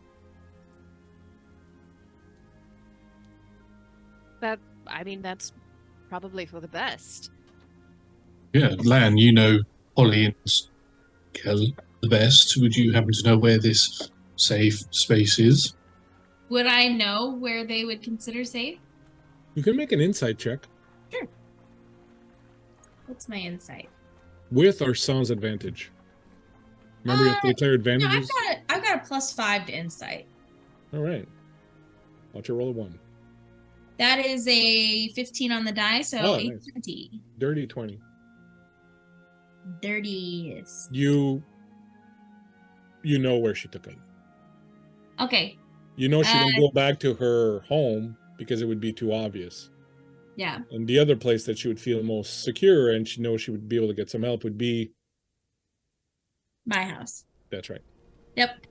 Thanks for your help. We're gonna go back to the Bree Warden's house, and I'm gonna walk out and motion for the others to follow me. All right then. We're not actually going to the Bree Warden's house. I know where Holly went. We'd have been back at mine. Well, lead the way. I lead the way home. You travel back across town and eventually arrive at your family's farm. It's you know, the harvest is in now. While you were gone, they took the rest of the harvest in, and so the fields are kind of fallow. The animals are in the barn probably, or you know, it's already it's kind of getting towards the winter. So there's smoke curling out of the chimney. You don't see anything kind of amiss. There's no extra horse or whatever, you know, orcs sort of hanging around. I didn't say Grey Wardens. I said Grey Havens, which is a town further north. Just answering a question I was putting in the back channel. You walk up to your home. You go in. Do I go in the house? No, Yeah. I think I would go in the barn because I think that's where they would stash someone, not in the house if they were trying to hide them. What are the rest of you doing? Going with her, or what's happening? Just let's go around. Tell me who's doing what. I'd follow Or just Lan. following. Yeah, I have no reason Are to you gonna be... flirt with my mom again? I mean, now that you've called me out on it, I think I'll just stand outside the barn and just make sure that nobody approaches. Go knock on the front door. Check out the window, see if she's looking at you. Hey, Mrs. Lan. Wow. You do see a lamp burning inside the stable as you walk in. So you walk into the barn, and you hear, "Well, it's about time." As you walk into the barn, you see sitting on a barrel a face you recognize, a big, burly warrior with a mask made of metal with Get fangs him! and cowl. Where's No, Kel? please, What'd you do with him? Oh, he's fine. Nice of you to come by. I've been waiting. Too lazy to come find us yourself? I'm not lazy, too smart. Your little diversion worked on those simple-minded idiots from the Headless Cross. They took off after a lot of you. And But, who are you with, if not the I- Headless Cross? well, I'm more of a self-employed. I do work for whoever can pay, and right now it's them, but I'm not part of their little group. They ran off after you, but see, I knew better. I have this thing. I can smell the wounds caused by my blade from miles away. That's how I tracked those poor souls who escaped me the first time. Now I'll tell you what. Give me the circlet. You can have your friend back. In fact, give me the circlet. And he pulls this tarp that was hanging over. You can check at the map if you want to put a map up on the Owlbear. Don't know exactly where everyone wants to be standing. I'll sort of put you wherever, and you can. Oh, I'm start right to up go. front. He pulls a tarp that's kind of hiding what's behind him, and you see on a so it'd be like here,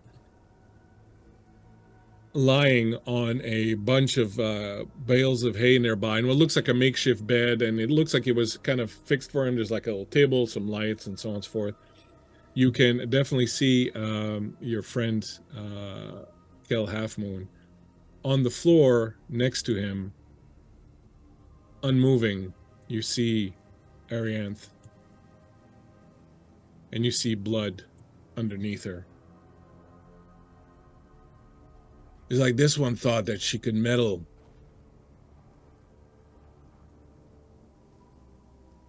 I guess she thought wrong. Well, I'll tell you what. Sure, you're worried about your friend and the wound I left on him. Should I say, the wound my blade left on him? I know you're probably thinking, well, if we can just get our hands on that blade. Tell you what, you give me the circlet, I'll give you my blade. You can have your friend back, you can have the blade. I'll get out of your life. I mean, you don't want to keep that thing, do you? That thing's cursed. Do we see Holly anywhere? Nope. Fair trade. Give me the circlet, I tell you where my blade is. You get your friend back. Everybody's happy. I think Lan is furious. And unless anybody else wants to say anything,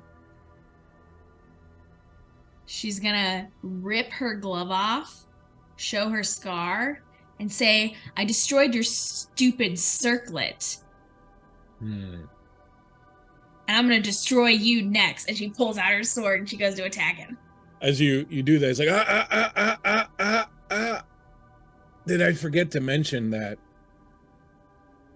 I also stabbed your other friend with my blade? And that's 2 of them now. Then that's a better reason for us to destroy you and your blade. And Well, she's where like, is my blade?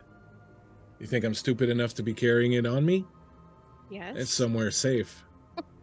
yeah, I'm like blinded with rage. I'm just like I thought you just drew it. So what do you do? Let's go around the table. him. You Fuck attack him. this All guy. right, fine. I mean, anybody else? I mean, wait, No, does anyone Aelwyn else- pulls out her bow and arrow. Yeah. This guy sucks. I hope he dies. All right, let's roll some initiative. Yes. Yay. You do notice he doesn't seem to have his blade with him. Why would you, like, seriously, if you had like a cursed blade, why would you not use it all the time? Be way easier to kill him now without that blade. 13 is my initiative.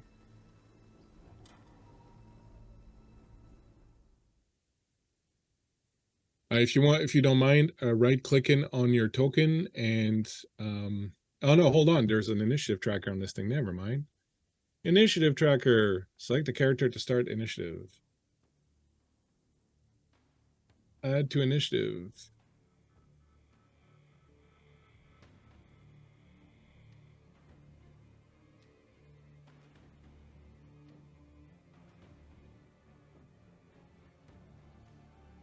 All right.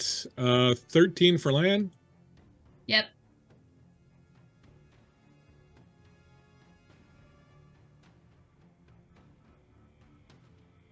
$15.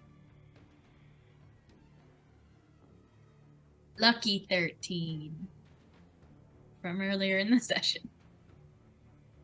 Sorry, Big yeah. 12. Hold on. So 13 for Carlin. 12 for Ellen. Owen. Faron. 15. 15. I rolled a 4. And that's Lucky number 4. Oh. 20 for Bane.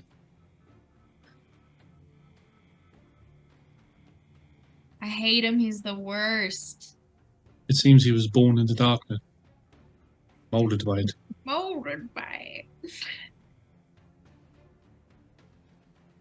See, when you're a GM and you come up with names for characters and you tell yourself, this thing kind of reminds me of this, or the player's gonna like pick on that, and then you're like, they're probably too mature to do that. And His name is Bane, and he's always wearing a mask.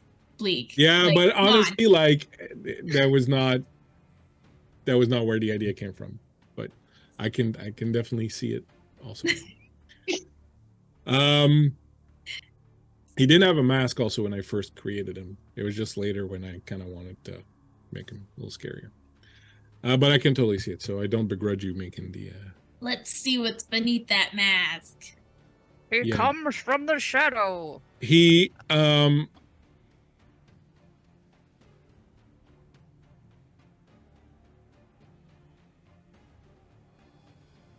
he will, as soon as you sort of charge him, he pulls out 2 hand axes and will immediately move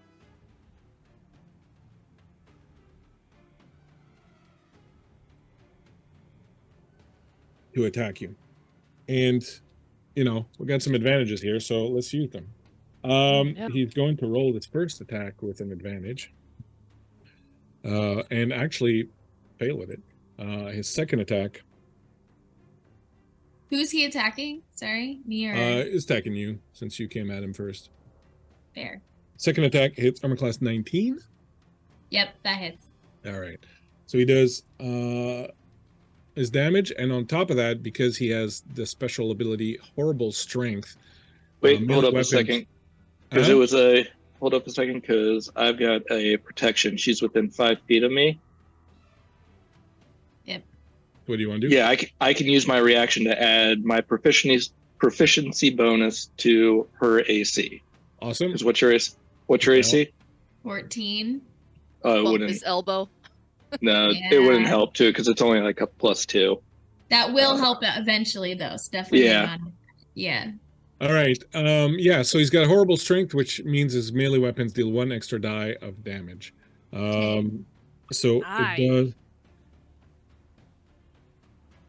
12 points of damage as his hand axe swings in and hits you so hard, like you can feel it crunching through your armor and just sort of bearing down into your chest. He will then let out an extremely loud yell of triumph, and in doing so, will give himself a bonus attack, which he will throw over at Faron, and I'll use another one of my advantages. So graciously given by the chat. Good. That Use will all hit. your advantages now. Armor class 21 on Faron. That'll hit. All right. And there'll be 10 points of damage.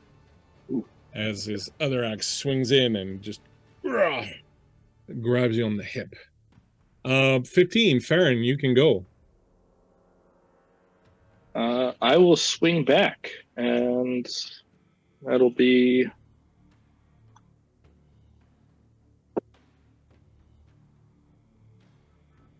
a 15 to hit. That does not hit. Okay. Take a swing and a miss. Yeah, that's all I Good got. for you. All right, Carlin. I think it's Aelwyn before me because I rolled a 4. I have you here as 13, and I have Ilwind at 12. Lan was 13. I was Also, yeah. So 12, and then Josh was 4. 4. I don't know why I heard 13 also for you. I think we were joking about Lucky 13. That was probably. That's what happened. Lan at 13. Okay, I would like to use my weak spot ability Okay. to try to find his weak spot. So that is my check against his stealth. Go for it. Let me double check. It's either my investigation or perception. So I'm going to use investigation because I'm proficient in that. And I am going to use an advantage. Go for it. Okay. So that is 19 19 hits. versus his stealth. Oh, yeah. Sorry. I thought you were trying to hit him. Oh, yeah. That's good. That works. Okay. So now with my ability, I can use my sneak attack against him, even though I don't have advantage on the roll. And this will last for 1 minute. So Okey-dokey. as long as I attack him in the next minute, I will have sneak attack. Okay. Okay, and then I'm gonna hit him with my dagger. You can go for it. So that is, yeah, that's great. 17 plus 5. That's 22 to hit. So that would hit. He will use his reaction to use his cloak, and as you go to hit him, he quickly, you see his cloak sort of flares out and envelops him, and he explodes and becomes a flock of shadowy birds, and your blade harmlessly goes through them, and the birds sort of swoop through, and he finds himself arriving behind Calrum and taking an attack. What? That's how he rolls. He's made of birds. But it hit! This And is rigged! He will use an advantage on this because he's a natural 20. Lana's so mad she can't see. I'm Nat afraid 20 that on did you, not Josh. hit. Blind now. Unfortunately. So that will be his max damage. That's 6, 7, 8, 9, 10, 11, 12, 13, 14, 15, 16, 17 damage as he reappears behind you and just buries his axe right down your back, just like on top of where the armor is. And you can just feel it biting down deep into the sinews and the muscles here at the top of your shoulder. Look out, birds! Birds Too of a late. feather. This guy sucks. This guy sucks. This guy sucks. You can move Lion if you want.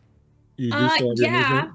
I'm gonna move. Can I still see him in the doorway? Like, do I still have line Yeah, of sight? if you move there, you can see him. Okay, I'll just move to where I have line of sight so that I can try to shoot him from a distance next Yeah, time. so theoretically, Callum would kind of be there. The door is right here, right? You can see it, and he will have kind of landed there. So if you move there, you can see him. Door Okay. half open, Yeah. or is this just an effect of the map to show No, that no, there it's is a door there? There is a door. This is the door Okay. right here. It's giving him cover. Yeah. Not from me. And Aelwyn, you're next. You, I will say that you saw path the birds went, and you heard Callum scream, so you kind of have an idea where he is, even though you can't see him from where you are, but you kind of get the feeling that he's probably out there behind Callum.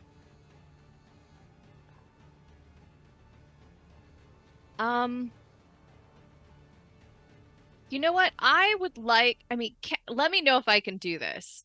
I would like to take 2 steps and like use my dex to just like grab the top of the door, pull myself up, and shoot from the top of the door down.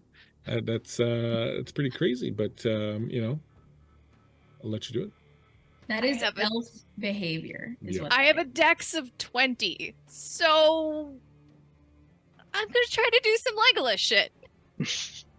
Try to do some Legolas. So give me an acrobatics or whatever it is. Is it acrobatics or Yeah. athletics? It's a skill check, Athletics? so I would like to do some magic elf stuff. You can't because you do not have proficiency in it. Oh no. Okay. It only works for proficiency. So I'll let you choose between acrobatics and athletics, whichever one you want to use. Well, you don't have. I'll acrobatics it. Go for it. That is fair. But I would like to use it with advantage. Go for it. Okay. Okay. Yes. That would be 22. That would be good enough. Okay. Just kind of like pull myself up and then I shoot. No Um, problem. All right. And actually as I'm doing that, we'll kind of like throw this all together as my free action. I invoke spirit, and I say a little elvish, "Sedrota jever," and I activate my little elven magical brooch, and then I get +1 on all my rolls for the scene in which I activate it. Excellent. So that was my free action, and then I will attack with advantage, please. Go for it. Isn't great, but it is. Oh, it's not terrible. That would be 19. 19 hits. Okay, and then I get. All right. Good. So that's 9. I feel like there was something else that I got something plus on. Okay, it's at least 9, and I'll work out the rest later. Damn it. Did you Awesome. get sneak attack? Oh, that's what it is. Thank you. Sneak attack. Because he's fighting somebody and surprise! It was on the other side of the door. I'd That's say an he's extra definitely 3. surprised you're shooting him from above the door. I feel like You weren't expecting that. Mm-hmm. How many advantages? I use 3. So that would be a total of 12 damage. one And then I'll D4. just, of course, let go of the door and fall back to the place I was before. So 3 more damage. All right. Mhm. Arrow stinks right into him. He's like, "Argh." Carlum. I'm going to stay exactly where I am, gritted teeth with blood pouring down the front of my armor. I'm just going to turn and look back at him. I'm too old for this shit. Put my hand, 2 hands on my axe, and I'm just going to pull, sort of duck down, letting the axe rip through my skin, spin around, and go for a gut swing. I'm using my Surge of Vigor as a bonus action and Battle Fury for this attack. So, yes, that was my dice. You blow Yeah, your so I'll cock, get is what you're advantage. saying. Yes, I'm blowing it. Go for it. That is a 17 on the dice, so 25 to hit. That hits.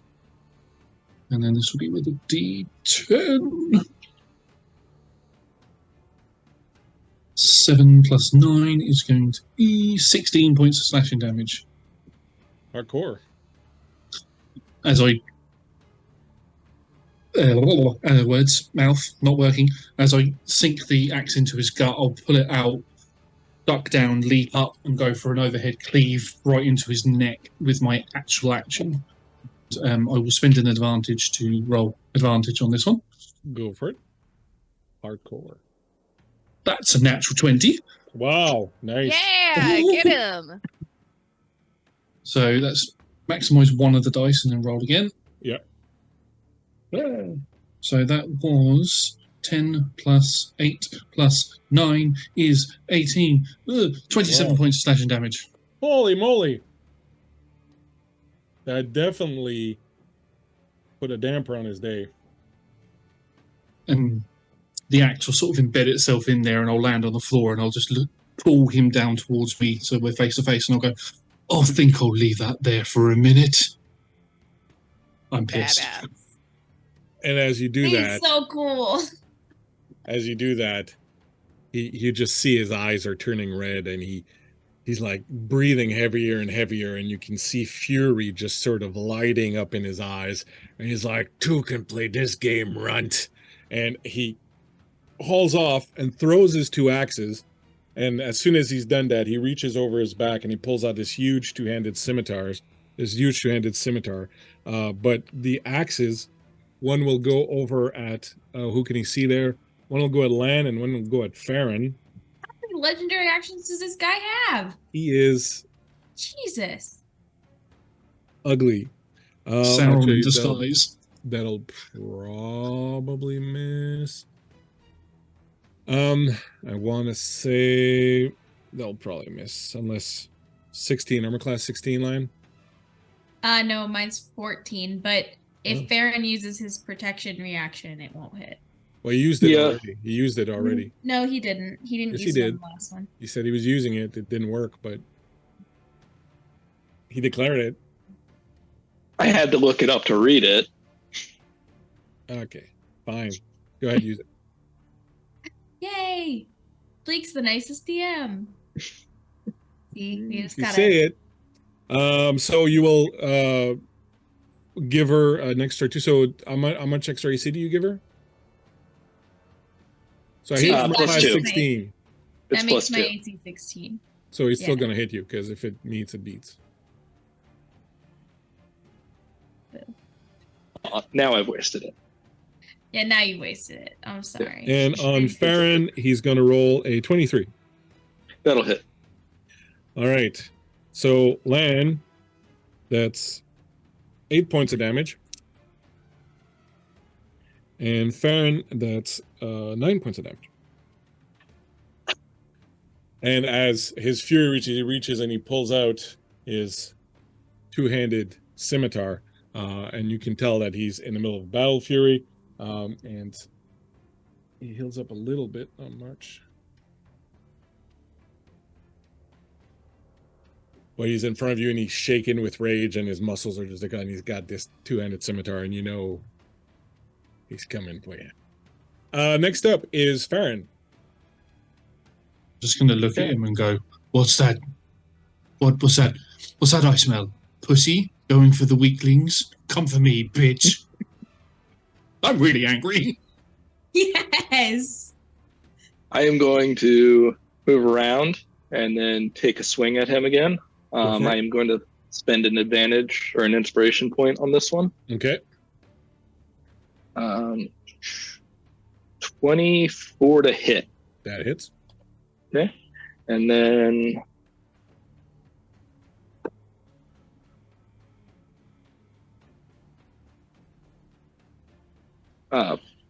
15 damage. All right. So he takes, as you hit him, you see that he takes half of that. Like his battle fury is helping him reduce the damage. But he is Okay. bloodied. He is bloodied. Cute. And then as a bonus, I can drink that the mead as a, or the cider as a Sure. bonus action, right? Sure. All right. Yeah, so I'm going to do that. Nice. Um, Lan. Okay. Since you said I have line of sight from here, I'm gonna stay where I'm at. Mhm. and I'm going to fire my crossbow at him. Okay, And I'm going to use one of my advantages. go for it. Okay. 16 plus 5, so that is a 21 to hit. That hits.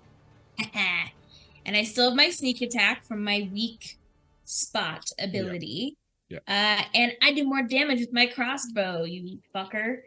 Oh, that is good. So that's 20 piercing damage. Wow, nice. And I do this very defiantly. And I use my defiant ability to bonus action heal myself 1 hit die. Excellent. So I heal only 4, but better than nothing. Excellent. And Aelwind. All right. Since he wants to fight out there, I will actually swing around and shoot again. Okay. So, and I'll use advantage on this as All well. right. Advantage fest. Yeah. Lord of the that- advantage. Yeah. Well, got to use them up, right? This is the last chance. That would be But isn't there combat after this? There's like 10 oh, guys. Man, 27 to hit. That hits by a lot. And then sneak attack damage as well. So that will be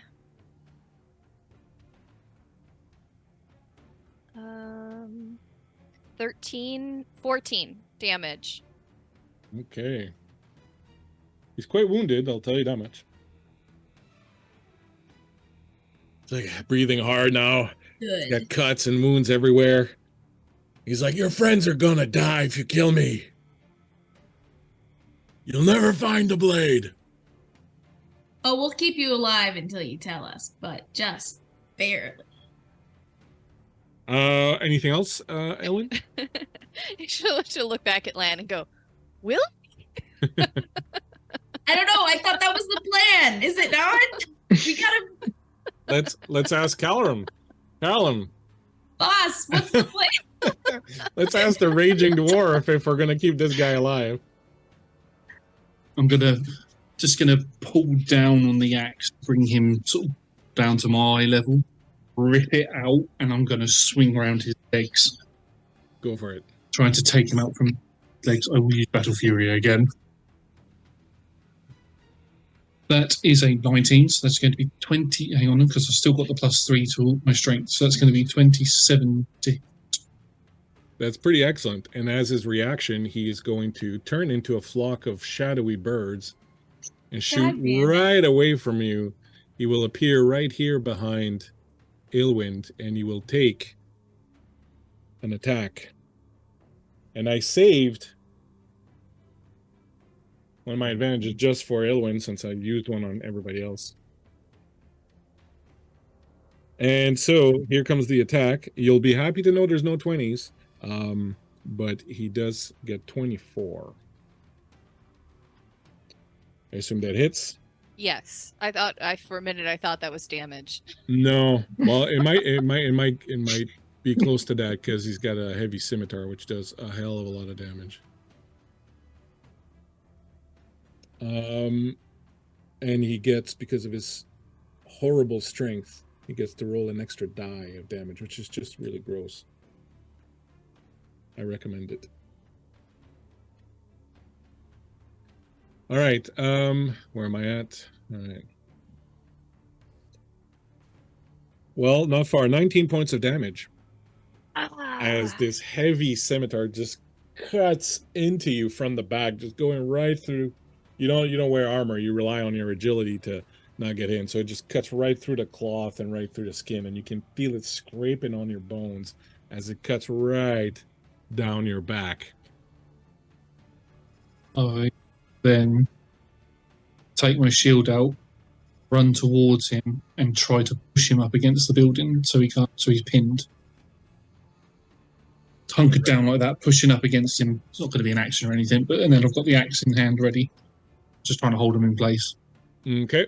You do find him to be excessively strong. Now, for now, we're not going to do any checks or anything. You kind of slammed him up against the wall. And if he tries to move, then we'll do a strength check. Okay. So yeah, you slam him up against the wall, and you're kind of holding him there. His action. It's his action now, so he's going to just literally reach down and pick you up and throw you over his shoulder into the pig pen behind him. So I'd like to try and resist that, if that's all right. Yeah, we're going to do an opposed strength test. I will use the last advantage that I have given to me by I shall also use an advantage. Good. Use Wonderfully them all up. generous chat tonight. Thank you so much, chat. I think they're going to remember this one for a long time.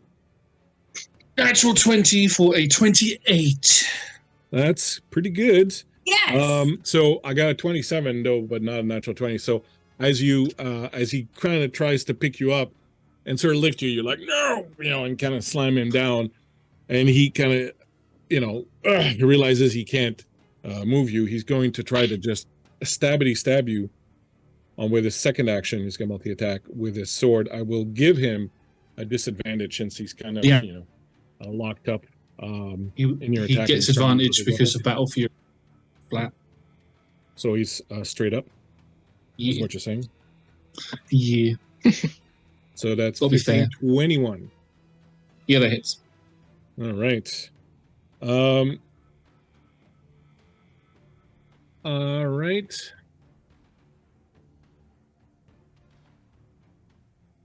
I'll say he's using it with one hand instead of two, since he's just kind of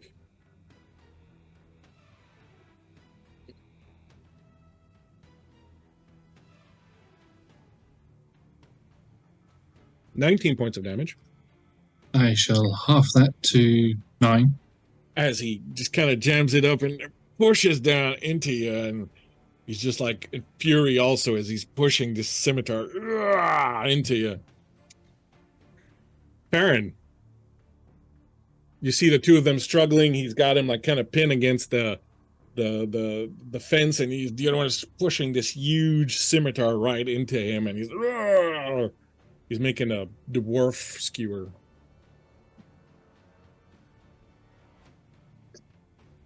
I'd go up, kind of behind him, and then just attack over him, considering I'm like 6 feet tall. And earn another advantage point. That'll be a 21. That hits. Okay. Yep.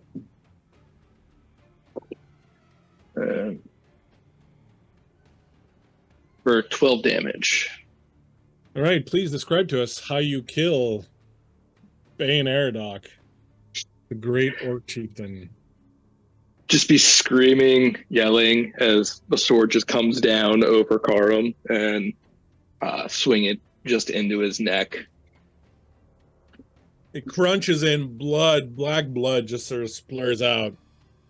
As your sword came in, it cut the side of his cowl and the side of his mask, and the mask sort of flips over. You are horrified as you look at him to see that the flesh underneath is kind of mostly eaten away, and you can see the bones of his face, of his skull underneath, where all the skin has sort of been rotted away, and you can see his fangs underneath it. He doesn't look to be undead. He just really looks like he's got this gaping wound, like half the bottom half of his face, the flesh has all been rotted off or sort of ripped off. And as your blade digs into his neck, this black blood sort of splatters up, and as he falls to the ground on his knees, he looks up and he says, "Your friends, die with me." And he falls to the ground.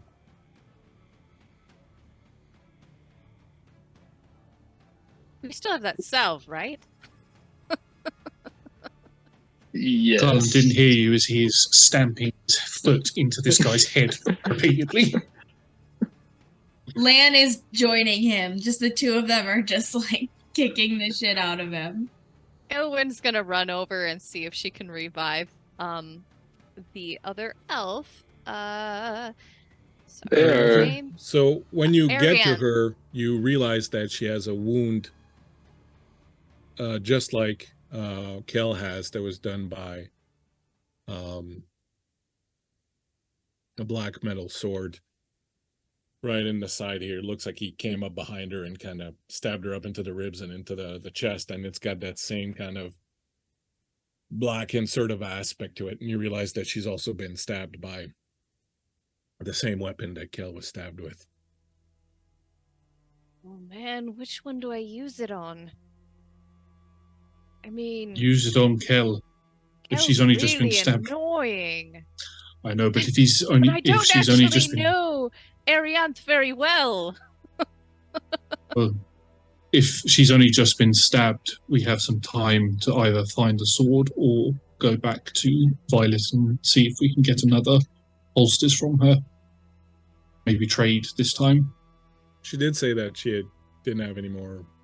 Said she was only had enough for that one last poultice left. Or we could go to her and ask for the recipe. Because for some reason I didn't think to get that before we left. Oh, go ahead. Sorry. I mean, it makes sense. I'm just playing my character. Yeah, but how does Kel look? He looks pretty bad. Like, he looks very pale and he's not moving. His pulse is very weak. He certainly looks like he's, like, you know, getting on the edge of things. Yeah, she'll yell back outside, Lan, how sad would you be if we didn't save Kel? Are you serious? All right. That's not funny. I'm so Hang mad on. right now. It took me a little while to catch on, but that's called elf sarcasm. Oh, that's terrible. I hope she never does that again. I think She'll apply the salve to Kel's wound and see if it does And- anything.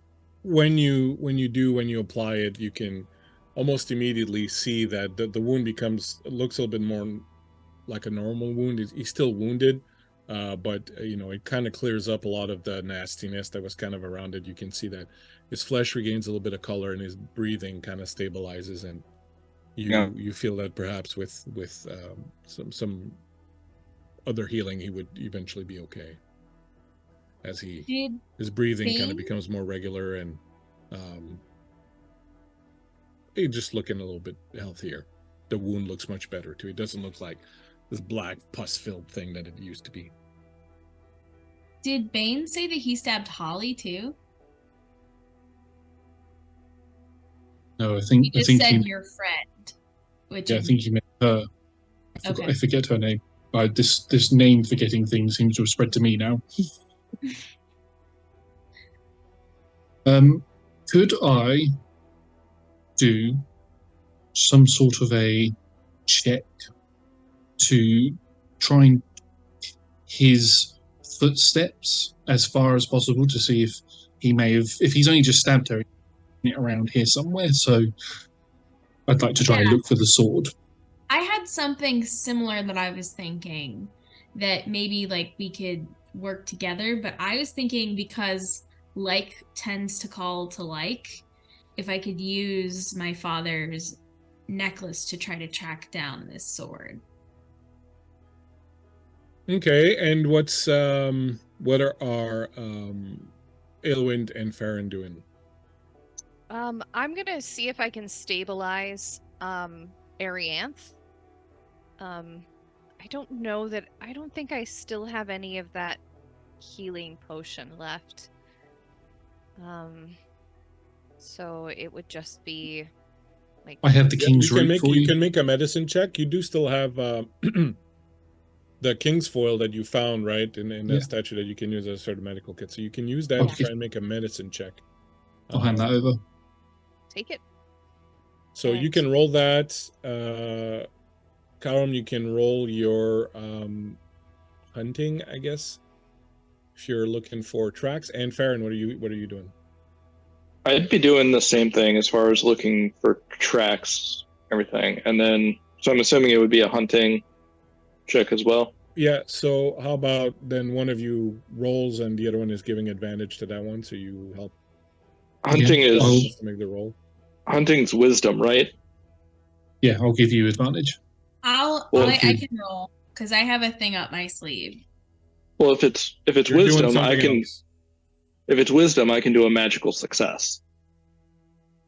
There you Ah. go. So And you're As far busy, Lan. I what?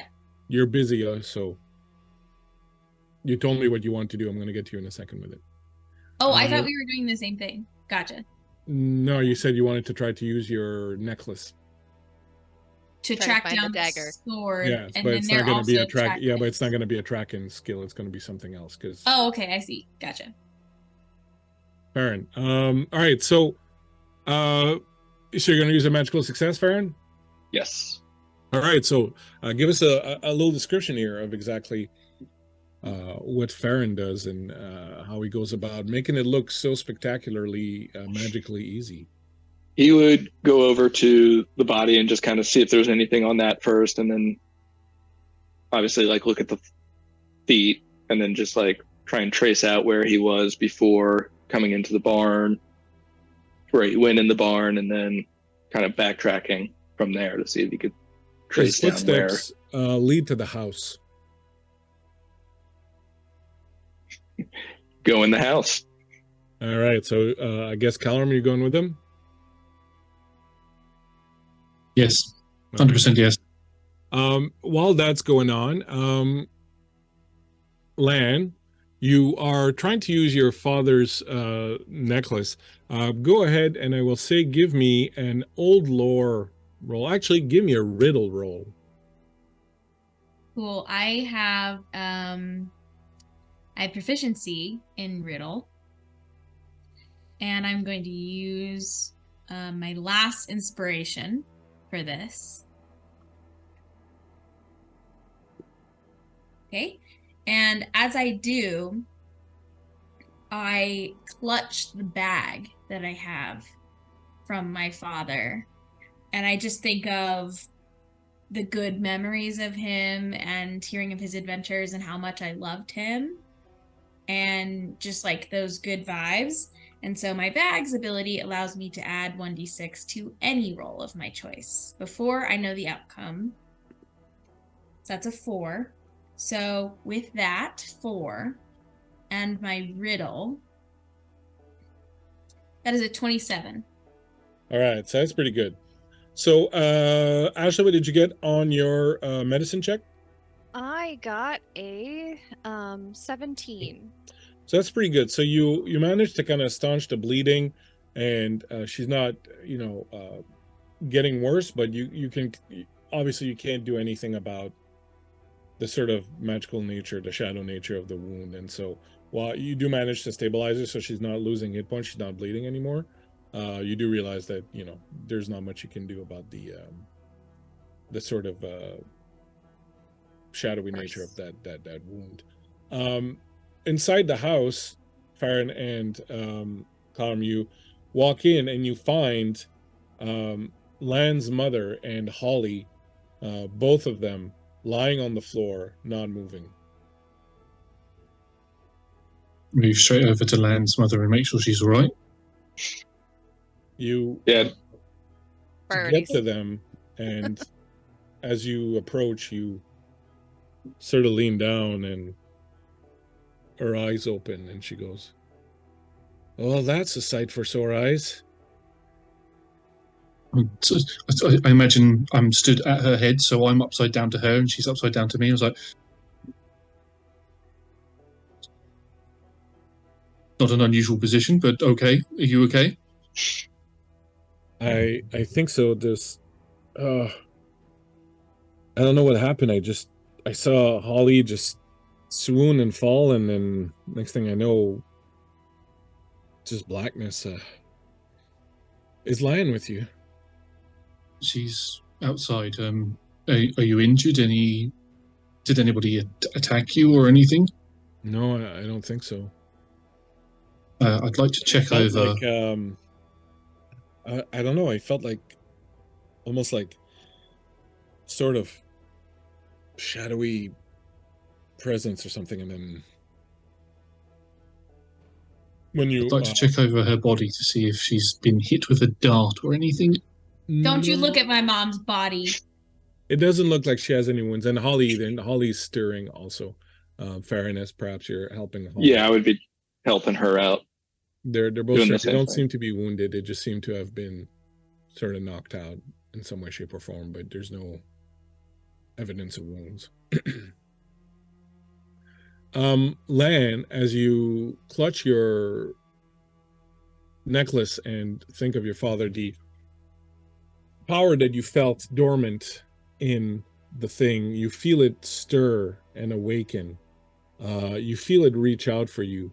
You take a point of shadow as the strange sort of presence that's inside the necklace kind of reaches out to you and sort of seeps into your mind.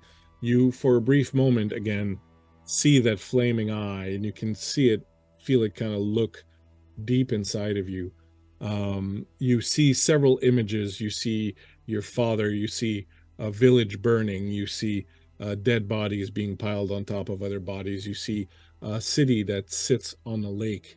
You see a bunch of other flashes, many of them that you can't kind of grasp. And eventually you see what looks like a beam of wood, and on it is the symbol of the headless cross that looks like it's been painted in blood on it, and the blood kind of drips down from it. And as you see this, you realize, you think that perhaps he hid the blade where your father had hidden the necklace. You are muted. Sorry, I was muted. I would like to take 2 points of shadow as the ability of the necklace allows me to gain an advantage. Okay. And I will go search in the hiding spot in the shed. You, Elwyn, see Lan suddenly. You look up after a minute attending to Arianthe, and you see Lan sort of holding that necklace that she showed you earlier. And as she's holding onto it and sort of concentrating on it, you see shadows swirling around her hand. And suddenly she stops, and you see the shadows just seep into her skin, and she takes off, running off. Lan, are you alright? I don't think Lan would respond. I don't think she would hear you. She's like hyper focus. Alright. Yeah, then she'd. Alright, let's find out what this is. She goes You off run off after after. Lan. Yeah. You eventually go down into the property a little bit further, and you go kind of to the edge of the property, and you get there and you realize that there's like an old barn that's kind of half fallen apart, and there probably used to be like a pasture out here where the animals would graze. And down a little bit further in kind of a little creek, there's like an old shed that looks like probably back in the day, a long time ago, there might have been water that ran out here, so it looks like maybe it was maybe like a little fishing cabin or something like that. But right now it's just this old dilapidated shed. And as you kind of crest the down into the kind of come down into that little creek, you see Lan just sort of running into that shed. When you approach the shed, Aelwind, you see on one of the pillars that's supporting the front of the shed, you see that symbol of that headless cross, that inverted cross with the 3 dots. Looks like it's maybe painted in blood, the blood kind of dripping down the front of the pillar. What do you do? Do you go in? Do you stay out? What do you want to do? Yeah, I follow. I keep a little bit of distance between the two of us. Like, I don't know if she's under a spell or what, like, and she's gonna turn around and shank me. So I'm trying to figure out what she's doing, and so far she's just running into a shed. When you walk in, Lan, you sort of stop in your tracks as the entire inside of the shed has been the walls, the floor, the ceiling have been covered in all these strange arcane symbols that you don't recognize, but they seem vile and dark and ominous. And you take a point of shadow as you step into the room. You feel the necklace that you're holding sort of vibrate, and you feel it sort of coming to life a little bit more. You feel all these sigils that are around you, like darkness sort of imprisoning you. It's almost like the darkness is sort of squeezing in on you. When you arrive, Aelwyn, you step into the room, and you don't see any of this. You just see Lan in the middle of a bare room that is empty, clutching this necklace, and she's just kind of on her knees, looking down and shaking. And you can see the shadows that are swirling around this thing. You don't see anything around the room. Lan, these shadows are just kind of crawling in and crawling in. I would more and like more. to try to smack that thing out of her hand. All right, Wait, she's I'm- not. Sorry, go ahead. I need to get the sword. She's not defending, so it's pretty easy. You hit it, Yeah. and it flies off, and it lands on the floor, and it kind of breaks in half. You can see part of it kind of fly off. And as this happens, Lan, you're kind of brought back in here. The sigils disappear. The shadows that are around you also start to dissipate. You look up to see Aelwyn standing next to you, and in your hand there's a little bit of blood where the necklace sort of tore at your skin when it was kicked out of your hand, but the shadows have gone, and all the sigils and all the things that you could see around you have also disappeared. And the sword isn't here. Well, you don't see it just now like this, no, but so the two of you are there. What do you do? So it's in here, right? You see that Lan just has her head hung, and she goes, "I don't know." That's what I was trying to find out. Well, it looks like you were being taken over by something. You see, she stands up, and she like barks at you. She goes, "I was in complete control. I knew what I was doing. Aelwyn slaps her. You slap her. She's like, "Oh my god, I'm so sorry. Uh, I have to save Kel. I have to save everybody. We have to destroy the sword. That's the only way, right?" well, let's search. I Okay. think your necklace led you in this building. It's got to be here. You're right. You're right. Let's. I'm gonna try to look for where the circlet was hidden here. Okay. You can do an investigation check also if you want. While you're here, you go and check to where the circlet was. You can do an investigation. Meanwhile, in the house, the two of you have helped up Holly and her mother. They're sitting down now, kind of coming back, to their senses a little bit. And you see one of you looking out the window. You see your two friends running off into the fields, into the darkness. Faron, do you want to go, or Would that be I can- like, if I were to keep following the trail, would that be where the trail would lead me? The trail completely ends here. It's as if like Okay. Yeah. He just magically appeared there. All right. there Yeah, was, um, well, there's something, but for now you have no explanation.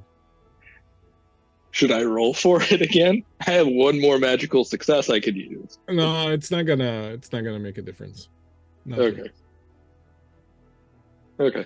Yeah, Farron would be like, yeah, let's follow them. you. I'll be with you shortly. Okay. And then, yeah, Farron would just start heading down. All right, and just to skip ahead a little bit, you'll head down there. When you get there, Aelwyn and Lan are searching this cabin, looking for something. What are you doing, Callum? I'm gonna get both Holly and Mrs. Lan drinks, so to make sure that they're okay. Like to just look around to see if there was any sort of way that something could have gotten in. Or if there's Oh, anything tons of still ways. here, Tons potentially. of ways. There's windows open. There's doors unlocked. Okay, I'd like to see if there's anybody still here then, because I know that he wasn't alone before. I don't see Yeah, why you he do would a be thorough alone check. now. You don't see anyone or anything else. You think it's relatively safe. Yeah. Okay, I'll shut all the doors and windows, and then I'll say we'll be back soon, and then I'll go out and follow. Okay, no problem. As you get to the cabin, you find all three of your friends kind of searching. You don't find the knife where the circlet was kept. But as the lot of you search, eventually someone goes around back to the back of the house, and you'll yell out. Let's see who goes. It will be 3, so it is Josh. You eventually, Colin, you go around back, and you see like the stump of a tree that was cut sort of a long time ago in the back. In the stump of the tree itself, the symbol of the headless cross has been carved, and the knife is planted sort of right in the middle of it.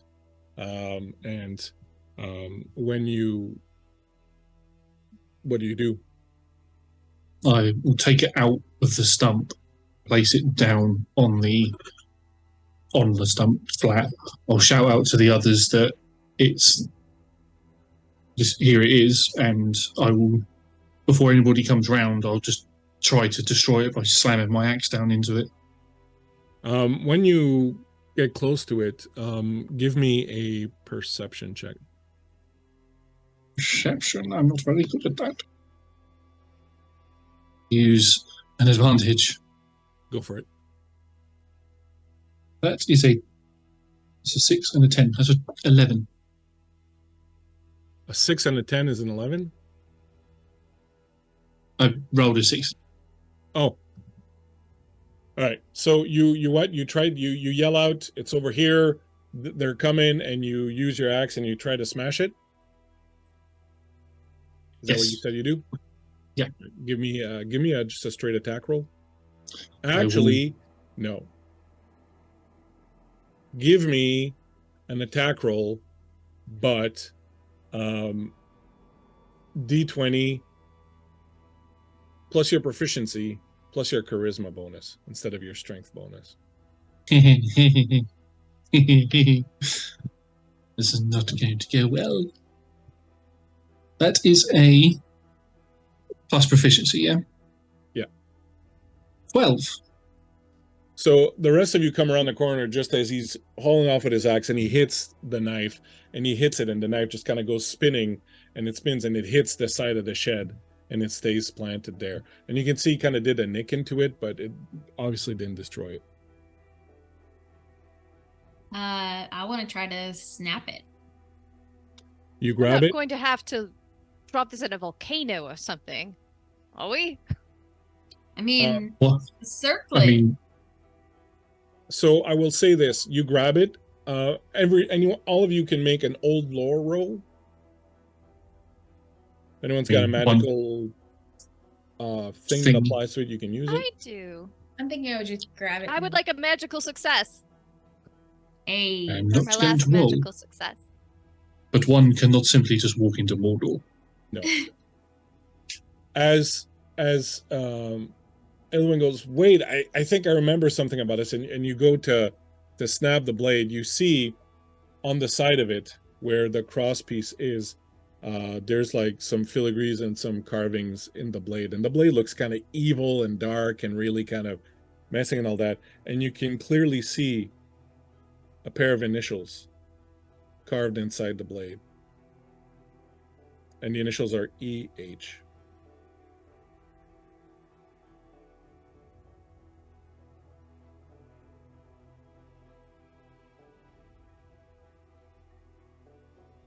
Who sees that? Sorry. You. Ashley or You. I see it. When you grab the blade and try to go snap it, just as Aelwyn is like, oh, wait, I remember something about this. It's like the light of the moon falls right on it. So There's this EH dark glint along the blade. is not only my initials, but my father's initials. Because Here's the big bomb drop, everybody. Her real name is Eleanor. That's the big reveal. So you hesitate. Ashley, meanwhile, you do remember a story about this, and it has to be, it simply has to be burnt in a forge that has, there's like a list of strange alchemical ingredients and whatnot that have to be sort of melded into the fire, and the fire has to sort of burn to a certain degree and all that. But if you, that's how you would dispose of it, would be by melting it in an iron forge. The dwarves' forges were always, you know, just a good place for that kind of thing. But a normal forge might work as long as you got the required chemical ingredients to put in it. Needs to be melted down. I mean, not a volcano, but, you know, a forge would work. I mean, I'm bound to pay the last deposit off on the area where I'm going to make my forge in Bree when I retire, so you should be able to use that if the forge is there. I don't know if it's been delivered yet or not. Well, don't we know a former alcoholic who happens to have a forge? There's that as well. Probably asleep now. Wouldn't mind someone using it. I think I know why Aelwind 2 wanted to befriend that drunk. I don't remember the elf's name, so that's why I'm calling her Aelwind 2. Arianthe. I remember, Lan does Okay. not. We're not Do you- all named Aelwind. I told you, you're the only one I care about. What does but what's so when you see the that's it, you don't have any more reaction to I think Lan has a moment of clarity that she's had this necklace of her father's for so long, corrupting her, and now she sees a sword that could potentially be her father's, and she's so tempted to pick it up, but she remembers all the pain that all of this has caused, and instead she steps back and allows someone else to take it. I'd step up to grab it. Use cloth. yeah, cloth always defeats the evil shadow.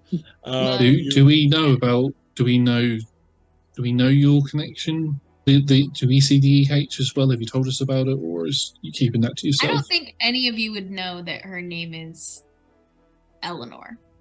It's always been Lan. We have no reason to suspect her or her father. No. So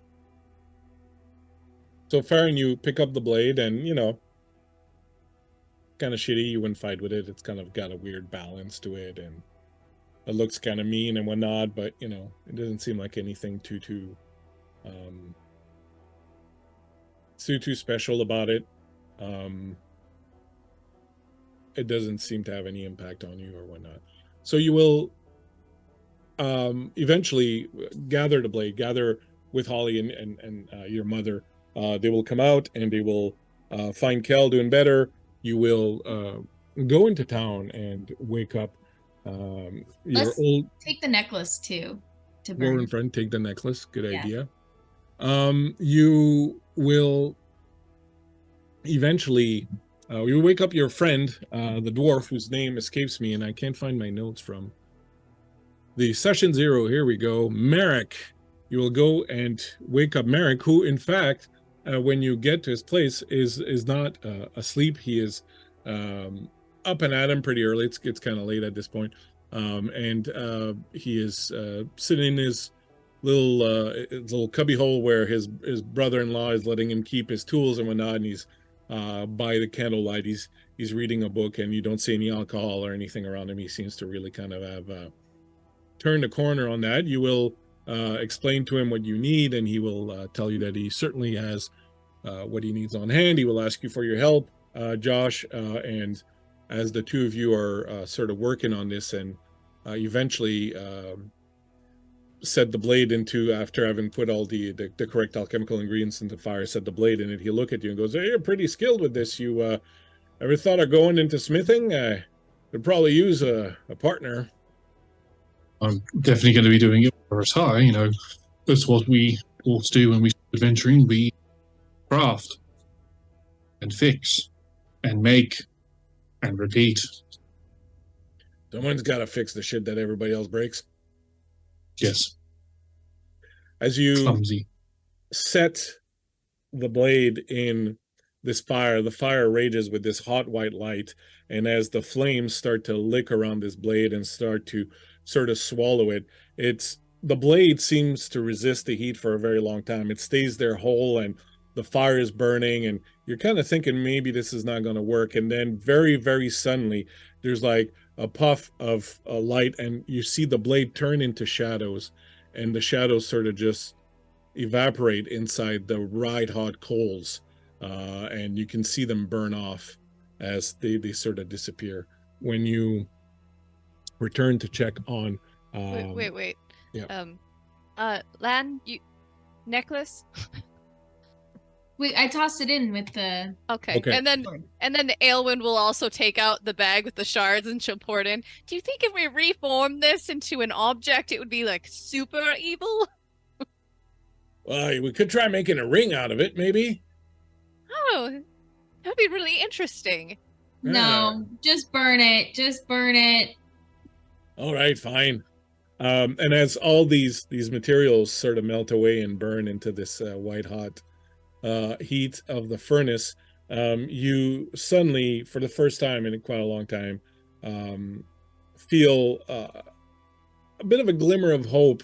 You kind of obviously know there are shadows out there now. There are shadows that are gathering. Something is happening, but just as the last of these metals burn down and the little shadow wisps disappear, the sun crests over the hill, and while there are a few flurries of snow that are starting to come in and sort of hint at a winter perhaps not so far away from you, for now the rising sun is a beautiful amber color and warms you as you stand outside the Merrick the Dwarf's forge, sipping some coffee that he's just made, and looking at this sunrise up. You feel it rise on your skin, and perhaps for the first time in a long time you do feel a bit of a glimmer of hope, even though it is surrounded by encroaching darkness. And before we finish here, I would like to give each of you the chance to give me a little final thought of what you think is going through your character's head and what they'll be doing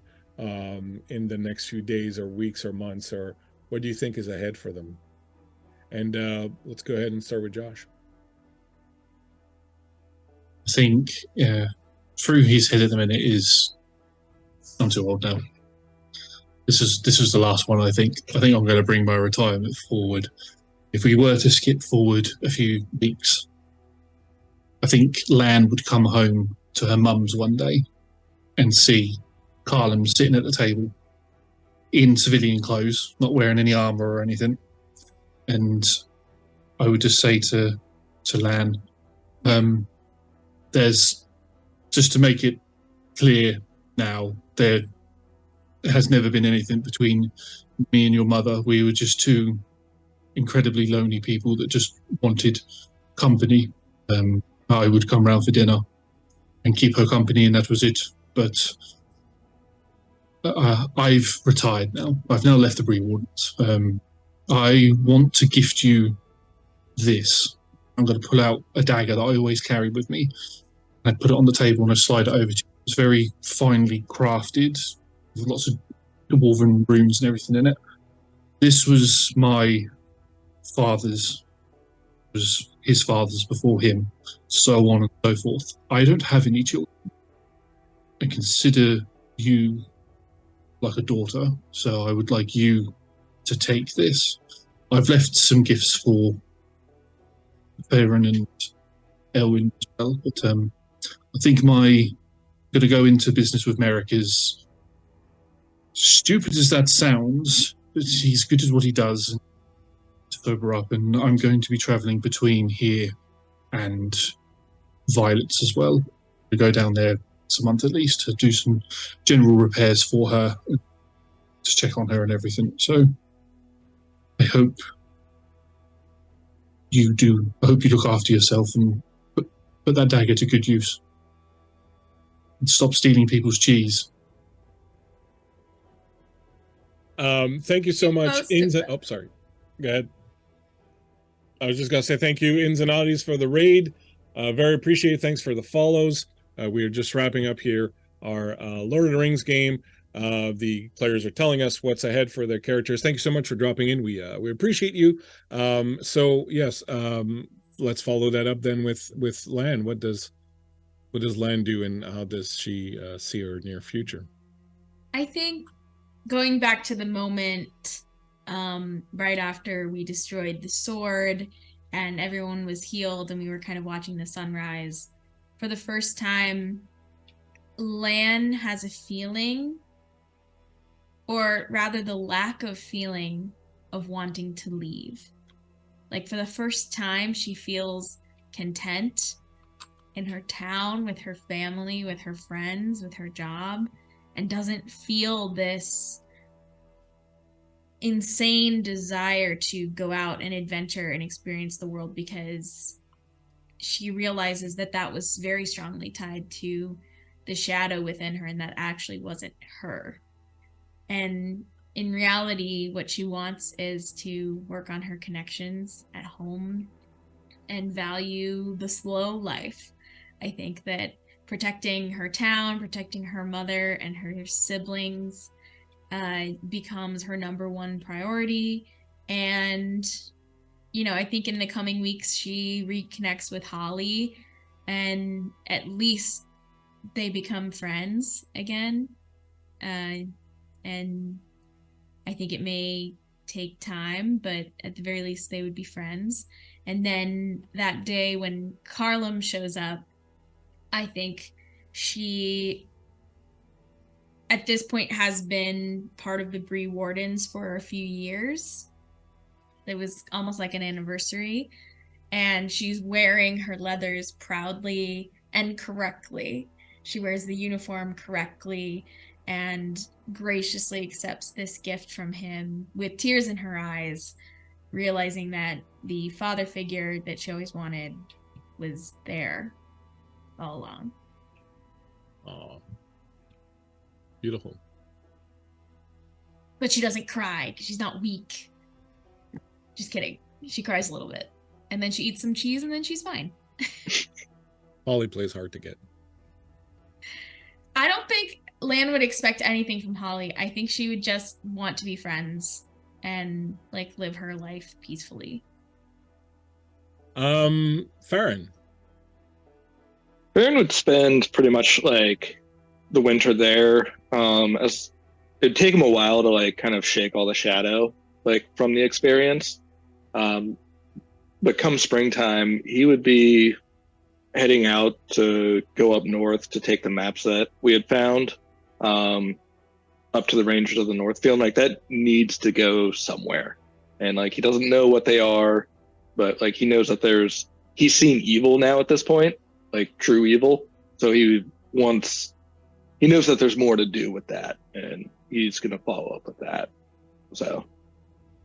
And I'm not going to get into too many details, but when Farron returns north to his friends in the Rangers of the North, someone there will recognize the sword that he's carrying and, well, inform you of a very interesting history about it. But we'll save that perhaps for another day. But there's perhaps another adventure in there somewhere. Ooh. The sword of Farron. Awesome. And finally, Aelwind. What comes of Aelwind? Aelwind saw that burning red eye when she was trying to break the circlet, and for some reason she can't shake it. She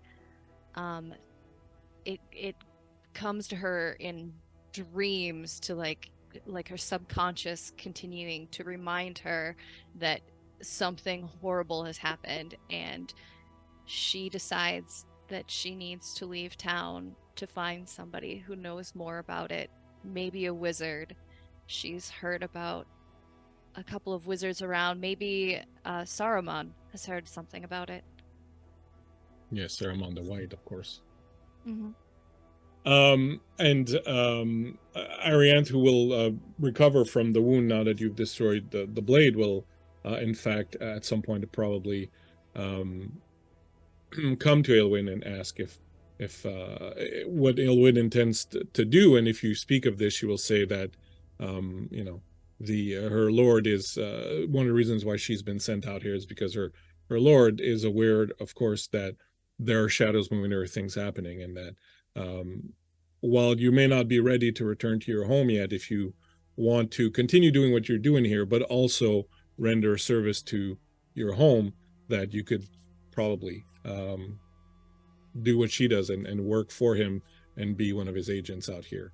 And that if you're interested in that, she will give you an emblem that she carries, and she'll say that she can always get another one, but it is a sign, it is a symbol of Círdan the shipwright, and sort of gives you powers associated with his rangers, basically. So if you want, that's an option that you have. I think if there's a lead about this greater evil, because Aelwind was like, her purpose was to try to get involved in the world of men to stop evil from seeping into the land, and what some of the elves think is an inevitable decline. She's less likely to like go join a band of, you know, do-gooders that don't have like a real purpose to like, we need to root out the evil and stop it. So depending on how the take was on that, like if they're pro finding like the evil, then she would go and say, sure, our needs align it, and if not, she would head off by herself. And she would definitely tell you that they are actively seeking this out, and as opposed to many of the other elves who kind of just, you know, figure it's time to kind of go away and leave this world be to its sort of own devices, they have decided to take an active part in it, and so that kind of sounds sort of the same direction that you were thinking. All right. Sure. And finally, after a few days, your friend Kel will sort of be getting back to himself again. He is obviously very happy and very grateful for everything that you've done. You can feel a change in him, obviously, as you are, you know, all better disposed towards him. I'll let you decide how you eventually, your character sort of feel about him, but it becomes easier to like him again. And it isn't very long until the entire town likes him again, and he becomes, you know, kind of what he was for a very long time, sort of the, you know, the center of the town, and the golden boy, and the one everybody likes. And it's kind of like people have forgotten everything that's happened with him. And then the I next think we would let him back into the Bree Wardens, but I would always insist that my title be higher than his, that he's been just the one right below my title. He's not going to want to go back to the Bree Wardens. He's going to say that his adventuring days are very much behind him, and he kind of just wants to you know, take care of his sister and his family, and tend the farm and all that, kind of like you, where he's like, you know, all this adventure and stuff is over. And come the spring, one morning, news will come around that Kel is gone again. He has packed his bags without so much as a goodbye or anything, and he's left a note to his mother saying that he's heard rumors of interesting things and treasures away in the east, and feels that that is his true calling, and he needs to be out there, and he will return one day, of course, having made his fortune, and bring it back to of course share with everybody and make it. And so he's gone again. Yeah, see, this is why he was demoted. That's right. And no one knows where and what happens to him. But perhaps that's something we'll find out later, because there are, you know, 2 other Lord of the Rings game coming up. Thank you very much, people. With this this last departure of Kel, taking all his sorrows with him, we end here a little bit later than I wanted, but not too bad. The Curse of Kel's Sorrow Thank you so much, guys, for playing this game. You were all absolutely fantastic. You create wonderful characters. I had a lot of fun just watching you play these characters and making them live and breathe. And I had a great time watching that. Thank you so much to our chat. You were so amazing tonight, everyone in there participating and hanging out. Thank you for the raids. We super appreciate it. Let's go around one more time. Same order that we did before. Tell us about yourself. If you have anything you want to plug, anything you want to tell us, where people can find you, and who you are. Please let these fine people know watching us here who you are. And we will begin with Arya, as we did earlier today. Hello, I'm Arya Galaxy. I played Lan, the hot-headed young Bree Warden of Bree, who now is content staying at home. And you can find me on Twitter, you can find me on Instagram, and you will find me on the Guild Superior channel. This is my main bread and butter. This is where I like to be. So I don't have any plans at the moment, but this is where you'll find me on this channel. And if you haven't joined, I highly recommend joining our Discord channel. It is a really welcoming, really wonderful community for everybody who is interested in TTRPGs. And if you've never streamed before, I highly recommend giving it a shot because this is the place to learn how. So thank you so much for having me. And I hope everybody enjoyed our fun little adventure. Thank you so much for playing. Pleasure as always. And thank you for the kind words. So we certainly appreciate you. Are obviously part of what makes this place so special and so much fun. That and the coffee memes. Thanks, Arya, for playing with us once again and bringing Lan to life for us.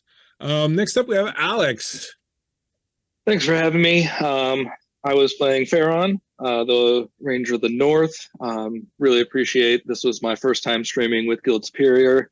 Really appreciate being welcomed in, and you can find me on their Discord channel as well. I feel like Arya summed it up really well. Kind of hard to follow up with more praise than what she's already given. So yeah, just check it out, join it if you feel like, and hope to see you all around. Cool. Thank you so much. Did very well in your first shot here. So, don't put that sword too far away. She'll be needing it again sometime soon. Thanks for joining us and for accepting the invite to come and play with us. Minnesota Muse, Ashley, what's up? Hey everybody, I'm Ashley, Minnesota Muse 99 on Twitter, and yeah, if you liked this game, you can find me on Tuesdays for Heroes of Greyhawk. Though this Tuesday we're taking a break, so you'll have to wait like until the following Tuesday. But it's awesome. Check us out. I play a problematic character. She's kind of funny. And yeah, same thing. Find us on the Discord. We're all in there chatting.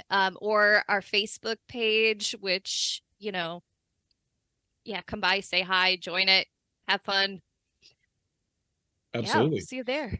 And when you say a problematic character, that's kind of funny. You're referring to your character, you're referring to yourself. I'll let you decide. Awesome. Thank you so much, Ashley, for taking part in this. It was great. And yeah, definitely check out Ashley playing her golden girl in Greyhawk. Not next Tuesday, but all other Tuesdays following. Thanks so much for participating in this. And finally, the man who's trying to get to sleep, the man, the dwarf, the legend, Josh. What's up? Hello there. Yes, thank you very much for having me. It has been a long time coming getting into a game with Bleak, so thank you for having me in this game. You can find me on Twitter, Instagram, and TikTok, if you ticky-tockety and all that stuff, at Devon Knight or at Devon Knight 225, depending on which one you're on. It's one of the two. Go and have a look. You can also find me sometimes over at Roll Together RPG, who are part of the stream team that Guild Superior are also a part of. Just search Roll Together RPG on social medias and Twitch and all of that sort of stuff. At some point, there's going to be some sort of an announcement on my Twitter. Don't know what sort of form that's going to take, but keep an eye out if you happen to follow me. But other than that, thank you for having me. You finally starting your OnlyFans? Shh, only feet. Did I reveal it too early? Only Hobbit feet. That's what it is. Well, you know, Hobbit feet. Thanks so much, Josh. It was great to finally get to play with you after knowing you for so long on in this community. You do great work over where you are, and it was a pleasure having you. Thanks for staying up late to play with us. And next time we'll try to get you into an afternoon game or something to kind of make it easier on you. Thanks so much for hanging out. I want to say thank you to the chat, everyone who came in, everyone who rated us, everyone who donated bits, everyone who played along with us, and thank you to Andy, my producer. Is doing an excellent job. I couldn't do this without him. Thank you, Andy. I am the Bleakseason. You can find me at the Bleakseason on Twitter and everywhere else. Next week on Sunday we have Pirate Borg. We have a second part of our Pirate Borg game with dastardly undead weird ass adventures on the weird seas. Tuesday we are off, and next Thursday we are off also. So we have kind of a light week next week. But a week after that, we'll be back with more Greyhawk, and I will be starting a Shadowrun game on Thursdays the week after next. So come back, hang out with us. Thank you for being here tonight. We are going to raid into some friends of ours, Lost Caravan RPG, who are playing some tabletop action right now. When we come in, please give them some good old Guild Spear love. We thank you so much for being with us, and we will catch you around the corner. Have a good evening. Ciao.